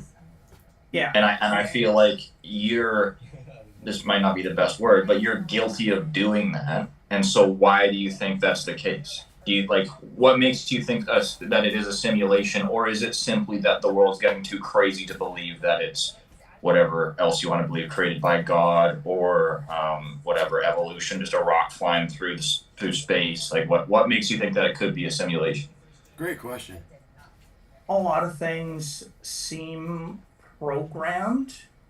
Okay, give me an example.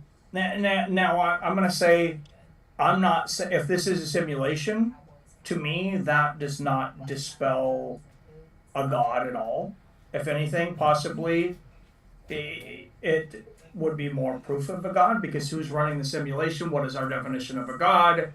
Do we really know what a God is? So just to simplify what you're saying a God would be like a programmer creating a video game, right? He's creating it. He could be perceived as a God, but via making us as if we were a video game. Yeah, I think it's probably something similar to that. Like, we look at things, they talk about things from, I don't know, thousands of years ago in books. They talk about magic. So many things that we do now, if you showed that to somebody from 500 years ago, it's the most mystical magic that's ever been written. What do you mean? What do you mean you can get on this train and go 1,000 miles, be 1,000 miles away in an hour and a half, in Japan or whatever it is. And we're all sitting in each other's houses, but we're also all right in front of each other, and also in the living rooms of all these other people that are in here. Like, okay, and so what's the difference between like this being a simulation and this not? Like, what's different about that compared to what you previously believed? Or potentially believed? I know you're not 100% on it, but like potentially. Yeah, Rick Chaos says, I don't buy simulation at all, and here's my reason behind it. Okay, we'll come back to that.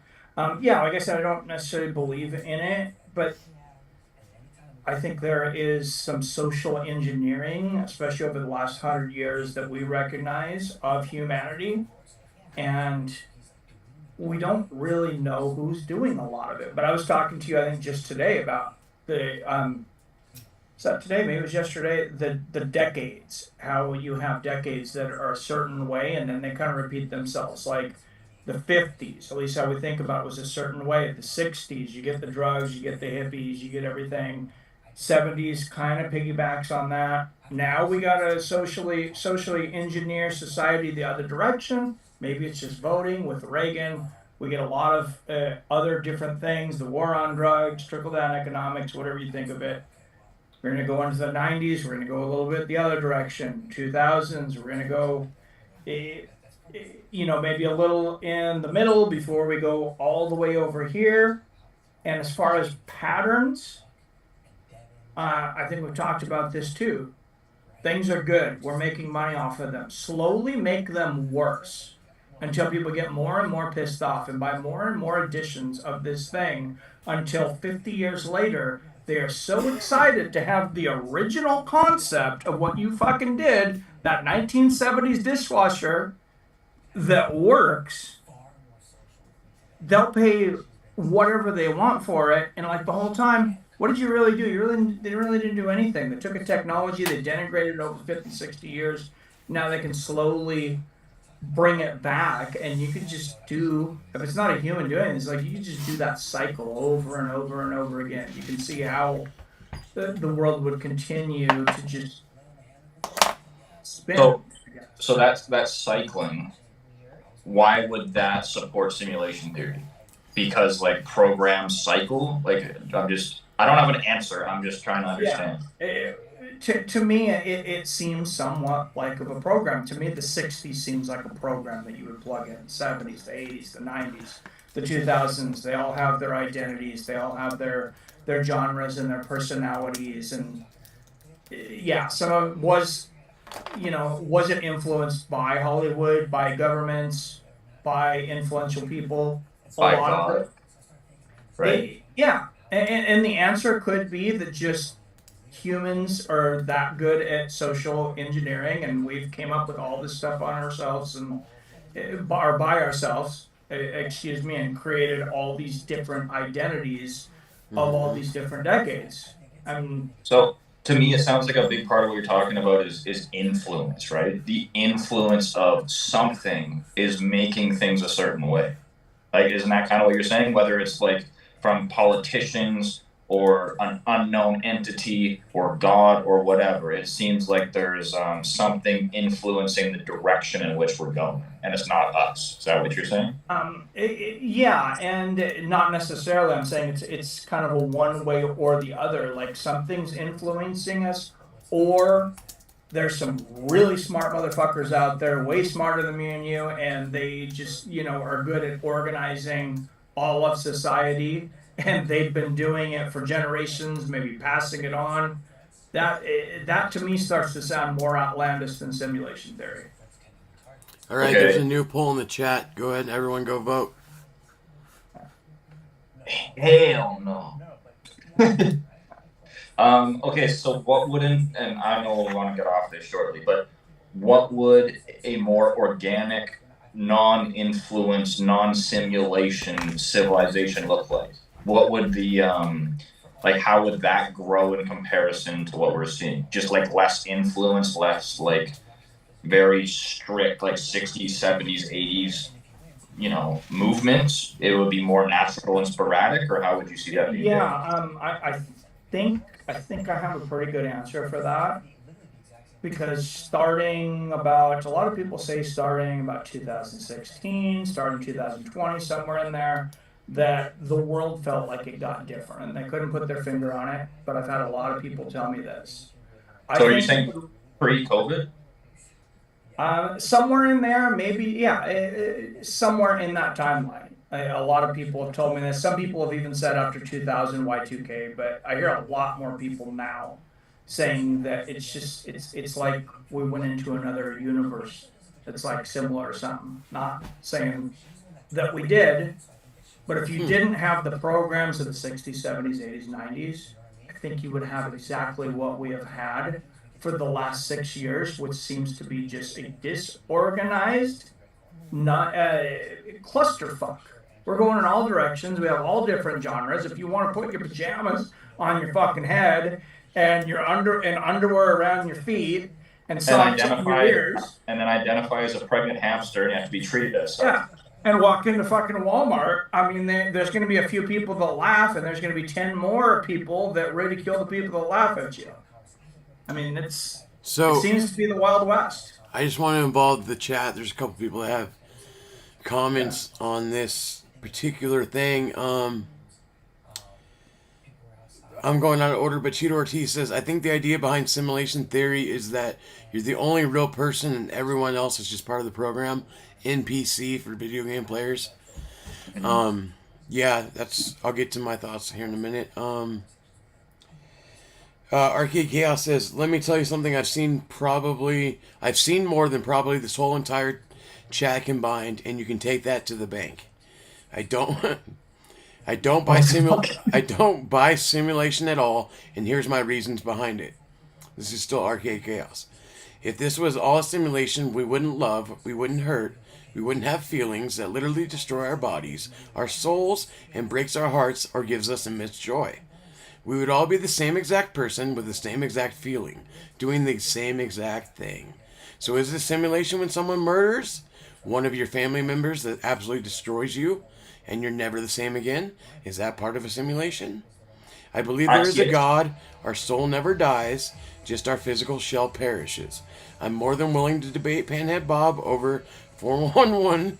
I'll let him do his homework so he actually has something to say, back up the argument, and just let me know when we're going to do that. And then Panhead said, this isn't the proper format to do that, Rick. Why not, says Rick. You made the claim that his entire body of work, his life's work, was all hogwash, but yet you don't stand behind that. Panhead responds, I've obviously pressed your buttons. I need you to go take a nap. We are all caught up. Gentlemen, fight fair, fight clean, and fight with love. So go ahead.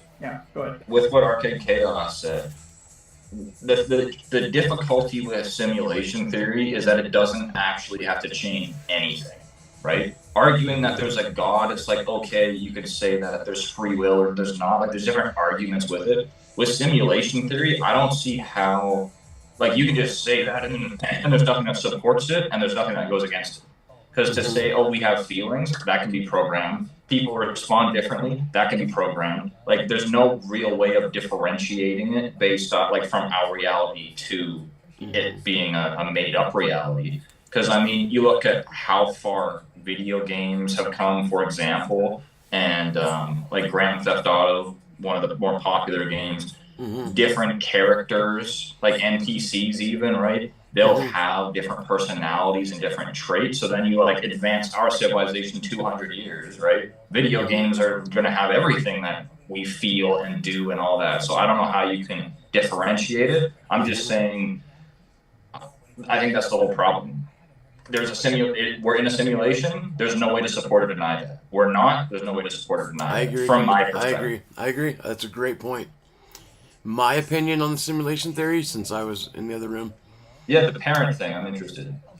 So I was saying his perspective on on any of these matters is going to be different than mine and yours because he's coming from the perspective of a parent. So like we're more quick to give up the idea that this is real than I think Mike would be, because if this isn't real, then is all like kind of what Arcade Chaos was saying, the love, everything you experience, like, and creating something of your own, like, right. And so that's why I was pointing out that Mike's answer is going to probably be skewered in a different direction. I don't believe in simulation theory. Kind of like what I was saying, like, if it is real, how do we know? What I do believe in, though, is multi-dimensional theory. Okay. I think that's a really popular one nowadays, to be honest.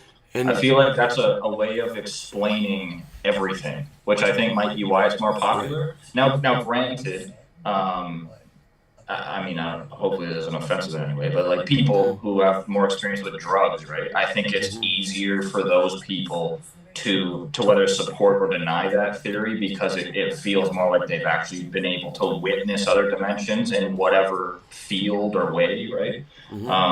I've only had one outside of, like, I think you could even say dreams can kind of connect sometimes. Strongest hallucinogen in the world was what makes you dream. So there you go. But outside of that, I've only had one experience where I've kind of felt really fucking out of it, which Mike has heard, and I probably shouldn't talk about that at this moment. Yeah, I'm sure. What I'm saying is, Billy, I'm sure you've had more experiences and experiences just to support or deny that, right? Right. So, like, this whole conversation deserves way more time. So I don't know. We can touch schedules, but maybe when I get off tomorrow, we can do a video on one of these things where we have more time. But there's something true to the drug thing because certain drugs do open your third eye. You do open to new, like, I've done salvia, and that's the one that Ari Shafir lived a whole lifetime on. Now, my experience wasn't that. Mine was I got transported into, like, Alice in Wonderland. So, like, the room got very small. I got very big. And it is a very short, extreme thing. I've also done DMT. And that was more... that one I can't put into words, but it was a crazy experience. But that being said, I truly believe in the multidimensional theory being that there is us doing this exact same thing a million different ways. But in this video, instead of me giving the story, in another dimension, it's Mike giving the story. And it breaks down to every different possibility. And that's... And my example I gave Mike earlier was with my whole being, everything inside of me. I have a full recollection that during, like, the end of COVID, like 2021, 2022, Ted Nugent died. And the UFC did a tribute to Ted Nugent before one of the UFC events that said R.I.P. Ted Nugent, him playing the guitar. Dana said a little thing after. None of this happened. But how do I remember all of this? and I really, really remember it. Yeah, it's like super strong deja vu. Yeah. But, like, why would I remember all these details about Ted Nugent's death? Why do I remember hearing about it on CNN? And then us talking about it on Fights with Friends. Being like, oh, Ted Nugent, Stranglehold, Randy Torr came out to that. You know, when he fought. And then, like, I have all these memories tied into Ted Nugent dying. And in this reality that we're living today, he's alive. So that's why I think somewhere I slipped somewhere. Remembers? What's that? Have you heard anyone else that remembers that? No, I haven't come across a single person, and everyone tells me I'm crazy. So maybe I'm crazy. Okay. But that's why I believe, because the only way that would make sense, because I've done research into, like, people that think there's ways on how to cross into different dimensions, and you get in a certain time frame, like you said, the drugs. You know, when you get in a certain frequency, you can switch. And when you switch, it's the Back to the Future. No, it's the Jean-Claude Van Damme movie, where your physical being cannot be in two places at once. So when I shift, another Billy from a different dimension has to take over my spot here. There's definitely something spiritual about psychedelic drugs. It really feels like we're tapping into something that you cannot tap into without them. Not something imagined or seen, something that's real. Yeah. I think we're kind of all in agreement on that one. So back to the chat. I knew everyone was going to love my story because I get this response every time. But I have all these details on the Ted Nugent death. And he didn't die. Okay, so... now, the reason... Sorry, I'll mention for just a moment here. And a lot of people probably want to hear about this. Okay. Of course, when you said Ted Nugent, I had to think about back when I heard Nelson Mandela died. Mm-hmm. And, I mean, it was as real as can be. When I was a kid, it was as real as, like... I don't know, it was a few years later, I think they said Nelson Mandela was released from a prison in South Africa. And my first thought was, there's two Nelson Mandelas? Like, and they're both from this part of the world, and they're both, like, very similar to each other. And then I see the guy, and it's the same guy that I had seen die and seen, like, they're carrying his casket on television. Wow. Like, that's how my memory tells me that it happened when I was around middle school, high schoolish. And all the presidents, everybody that's important at the most important funeral that you can think of was there. Yeah, and then one day I'm just sitting there watching and like, oh yeah, Nelson Mandela was just released from a prison. I can see how the Mandela effect, as they call it, got started. Yeah, that's so. The chat is pretty active on this one too. Penhead Bob says you're tripping out. Penhead says Wyatt, look into quantum physics. Cheeto Ortiz says that's just way too confusing. But okay. Cheeto Ortiz says simulation makes the most sense to me because the universe doesn't seem physically possible. Some claim the universe is infinite in size, which can't be possible. And he messed it up English-wise, but and time, there cannot be an end. Penitz Bob says, I'm not crazy. So remember I was saying I was crazy. Cheeto Ortiz says, both seem impossible when I think about it. Man, there has to be an end somewhere, but what's beyond that, you know? I can't fathom it. That opens up a whole... We could go on until tomorrow afternoon with this discussion. But so Billy, one of the things I wanted to ask you, regarding what you call it, multi-dimensional theory, is that right? Yeah, multi-universe, multi-dimensions. You know. Okay. So with that, and with whatever your thoughts are on this, how do you think that compares to an afterlife? Or like, do you think another dimension is an afterlife? Like, how do you compare this? From what I've looked into it, 50-50. So some people that believe in this theory think that it could be tied into the afterlife, meaning that kind of in the simulation theory, meaning like, you know, when you're playing a game and you have to build up your character through different tasks and quests and everything, that each little bit of our life is a quest, and once we finish that quest, we evolve to the next step, and we're always I've heard evolving, exactly that. And if you evolving fail, then you into get what we're eventually supposed to be. And that theory also ties into the Anunnaki, meaning we Anunnaki bred with whatever was here, and we're the offspring of that. And the Anunnaki way of testing us is to build us through many, many different lifetimes. It's a complex theory. Now, the other side of the multi-dimension thing, to answer that question, would be so that you have the one evolving, and then you have the one where it's all energy. The other theory I've heard is it's an energy-based thing, and that's how, like, when you're on a substance, it's like you get in a sequence with the wrong vibration, and your frequency switches. So it's saying like every dimension is happening right where we are at the same time. So it's not like we're going anywhere. It's just we can't complex think strong enough to see everything going around us. Does that make sense? So there's two sides to the theory to the multi-dimension. One is us evolving. One is that the dimensions are all around us at all times, and we slip in and out, and we don't even realize we're doing it.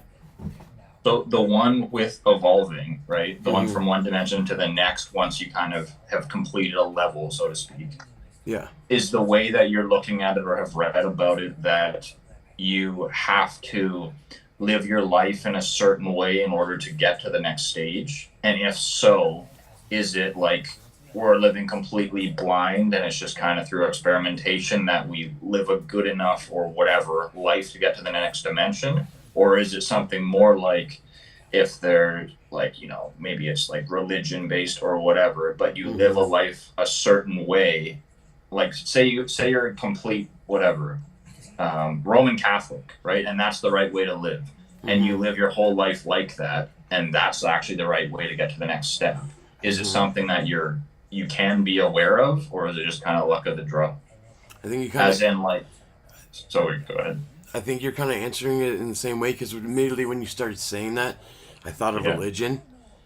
Because if you're evolving to the next way, that's kind of what religion is telling you need to do. If you want to get into heaven, you have to do it by this way. If you want to ascend in like Buddhism, you have to live a certain way. So it's kind of like we were already kind of...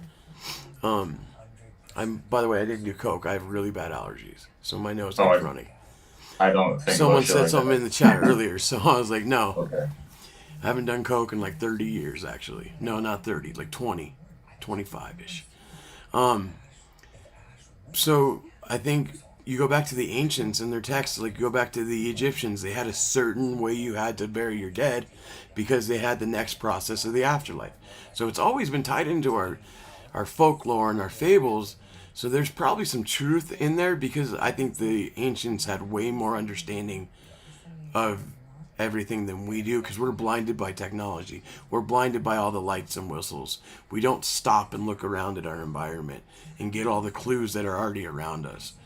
People don't look up at the sky as much anymore, and if you do, you're likely in a place where you can't see all the stars and planets and everything that we've been able to see forever without light pollution. Right. Touching grass, getting that connection with the earth ties into the switching of the vibrations and everything. It's all, the more you look into it, and the ones I've looked into, it's very connective. And there's lots of more avenues to that than us being in a video game, if that makes sense. Back to what you were saying, Billy, about, you were saying that this theory that there's alternate realities all going on at the same time, we just can't see other things? Exactly. So maybe we can see some things that are there the whole time when we're on drugs. Maybe birds are seeing some things, because birds can see the lines of latitude and longitude. That's really Excuse me. Yeah. That's really fucking weird. And then dogs, I believe they see everything in like a black and white or gray, which used to be our television sets. I don't know that it's related in any way. And then that's like that one movie where they were in black and white and didn't know the color. They live. Yeah. Pleasantville or whatever. That's kind of the meaning behind that movie. It's a really interesting theory. I'm excited. I'm wondering what you're thinking, Wyatt. Would you be open to that compared to simulation, or do you think both are just... Sorry, my thing cut out for just a second. Outside perspectives of just... Really, we're all trying to find out why we're here, and I get that's kind of like another question. but they all kind of tie into that. But I just think there's such strange circumstances and coincidences that there has to be an explanation that we don't understand, and multidimensional is the best answer I've found so far. Yeah. Well, and I think this isn't answering your question. Maybe I'll get to that in a second. But I think so much of it has to do with what you're around and the people you're around. Like, I really think that's a huge part of all of this.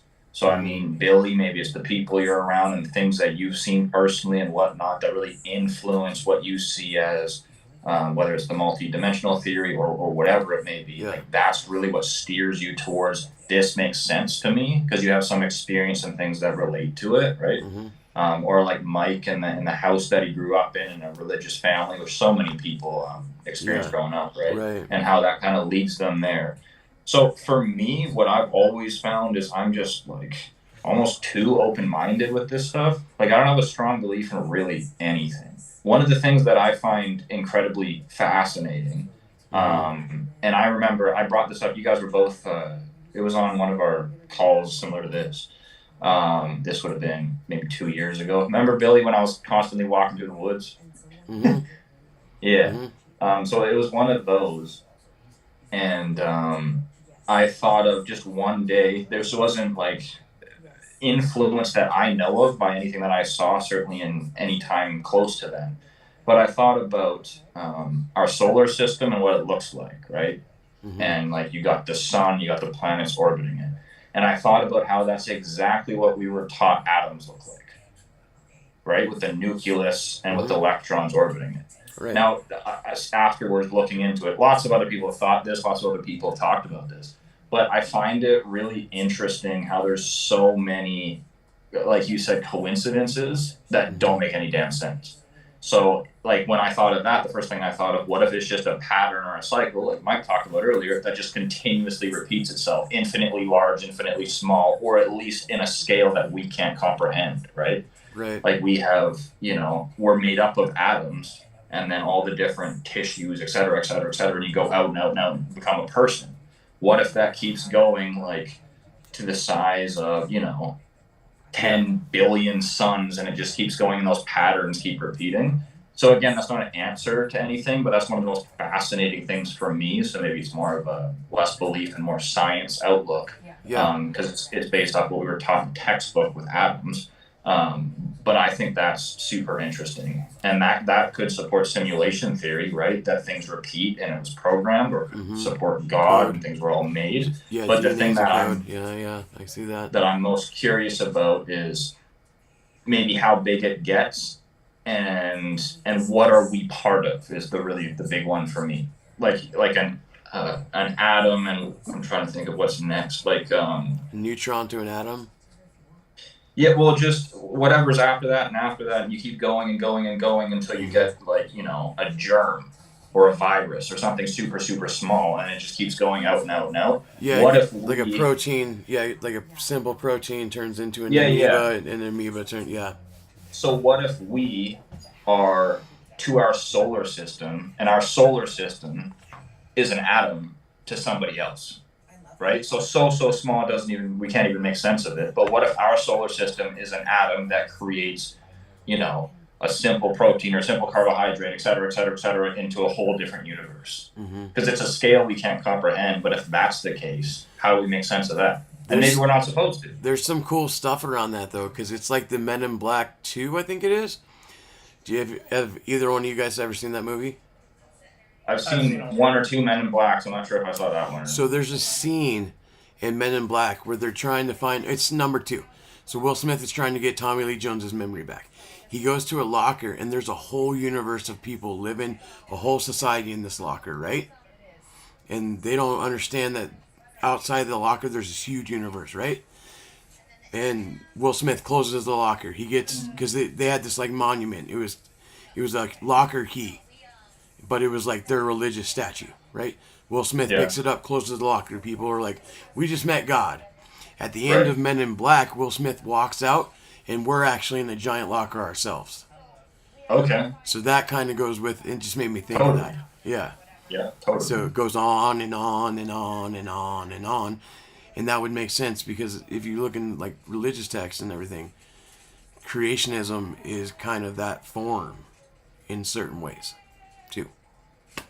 And to me, like just comparing that to other religions, though, like if that's the case, which just evidence based it seems to be, right? That there is something so much superior to us, and we don't even understand what that's like. And what if that entity is similarly so small to us, et cetera, et cetera, et cetera?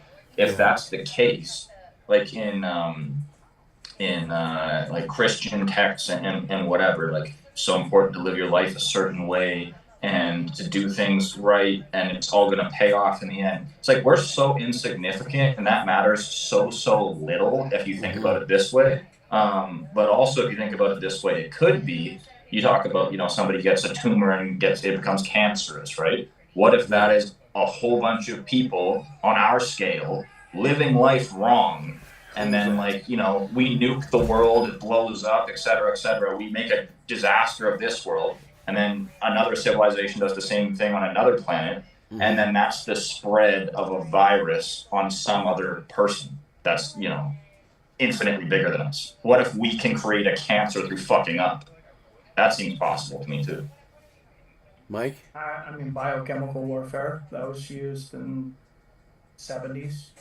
I mean, that's but I just mean obvious. that kind of thing. If we all fuck up enough and blow up the Earth, right, and enough other alien civilizations do the same, what if that is the start of a cancer on a different organism infinitely bigger than us, right? And that's like a compounding effect that causes things like that. And maybe that's happening to us when we get cancer or things like that on a super small scale that we can't see. So those atoms, right, that are within us, what if that's a solar system, and on those planets, if people mess up enough, it is though. That's going to create a cancer. It is though. All the cells in your body are its own universe. So like it'll start to trip you out because it either gets too small or too big. Am I the only fucking one that's high here? Sorry. Yeah. But yeah, probably. You really have to. Billy sounds way higher than me. I'm not that. Oh, I could be. You know. By the way, I'm really into this conversation, so I'm going to give you guys another 35 minutes. But then, dude, I don't want to mess up your tomorrow, though, dude. But I'm saying I would be up no matter what until about. We can always do another stream. You know, I think that's a good break, actually, though. That's a sign that Mike's too high. Because we can pick this up in the future and let people know it's coming, and hopefully get more viewers. Yeah, either way. So what's your? I don't get what you just meant by that. Do you want to end it now or in 30 minutes? Yes, I'm high, Wyatt. I think we're good to break here. Break here. Yeah. This is your show, so I'll let you do the sign-offs. I got to get on the YouTube page so I can end the stream. Before we do, why don't we read chat here? Because I haven't looked at it. Yes. Thank you. Let's see where we left off. We didn't miss much. No. Panhead Bob says, real and truth, Rick, even nothing is something. He wants us to watch the movie What the Bleep Do We Know? It's a good introduction to quantum physics. It's a good movie and worth watching.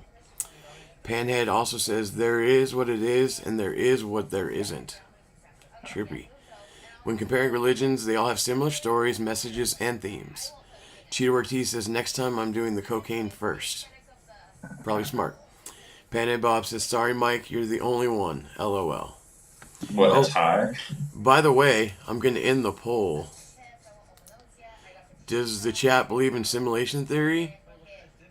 49% yes, 38% no, 13% said too high. Mike, how many times did you vote for that one, huh? So the yeses have it. I did not vote. I just seen the fucking poll right now. That's how high I am. So depending on all of our schedules lining up, we might be back tomorrow or we might be back in the future. But Mike, let's send us home.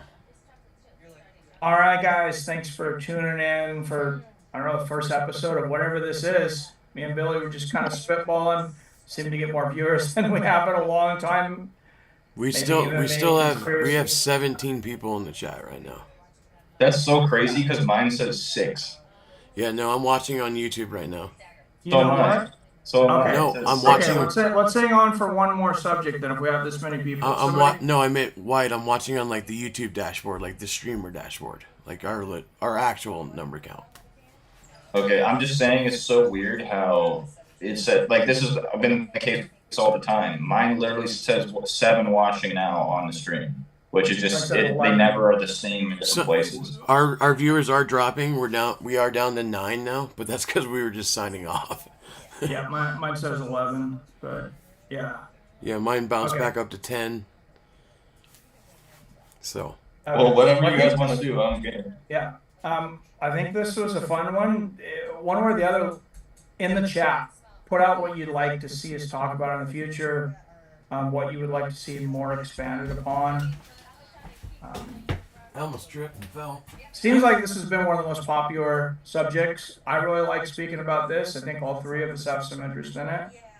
Mine says 7. I'm just surprised because I would think this would be really boring to watch. Personally, I would watch this shit. I don't know, but maybe Alex Jones thought it's not that boring though, because I've been able to bring up all the subjects on the screen, so you're not just looking at us, you're looking at what we're reading. Brian says, do another tomorrow, up to 9 now. I'm free tomorrow. I'm free after 3 p.m. my time. Okay, you're 2 hours ahead of me. I'm 1 hour. Are you 2, Billy? I thought it was 1. Oh no, it's only 1. Okay. I'm 1 hour so that's ahead. 2 my time. So 2 o'clock your time. So anytime after that, I'm okay. Or about 5, it would be 6 your time. What? Is that too late? What happens at 5? I said, what You about turn into 5? 6 because Mike's doing quantum physics in his head and it's not working out. What about 5 p.m. my time? I'm free anytime after 3. That's what I said. So anytime after that. Did you not get the memo, Mike? He just answered that shit. No, I got that. I was just trying to figure out what time. I think that's a good one because people are just getting off of work. So earlier we miss people. So I know we usually end these streams saying, I love you, I respect you, and we'll see your fine asses next time. Ain't none of us got a fine ass, so what are we talking about? So we're now conspiracy theorists, so I think we got to say is, I hear you, I trust you, and we will all find out the truth next time. Have a good night, everybody.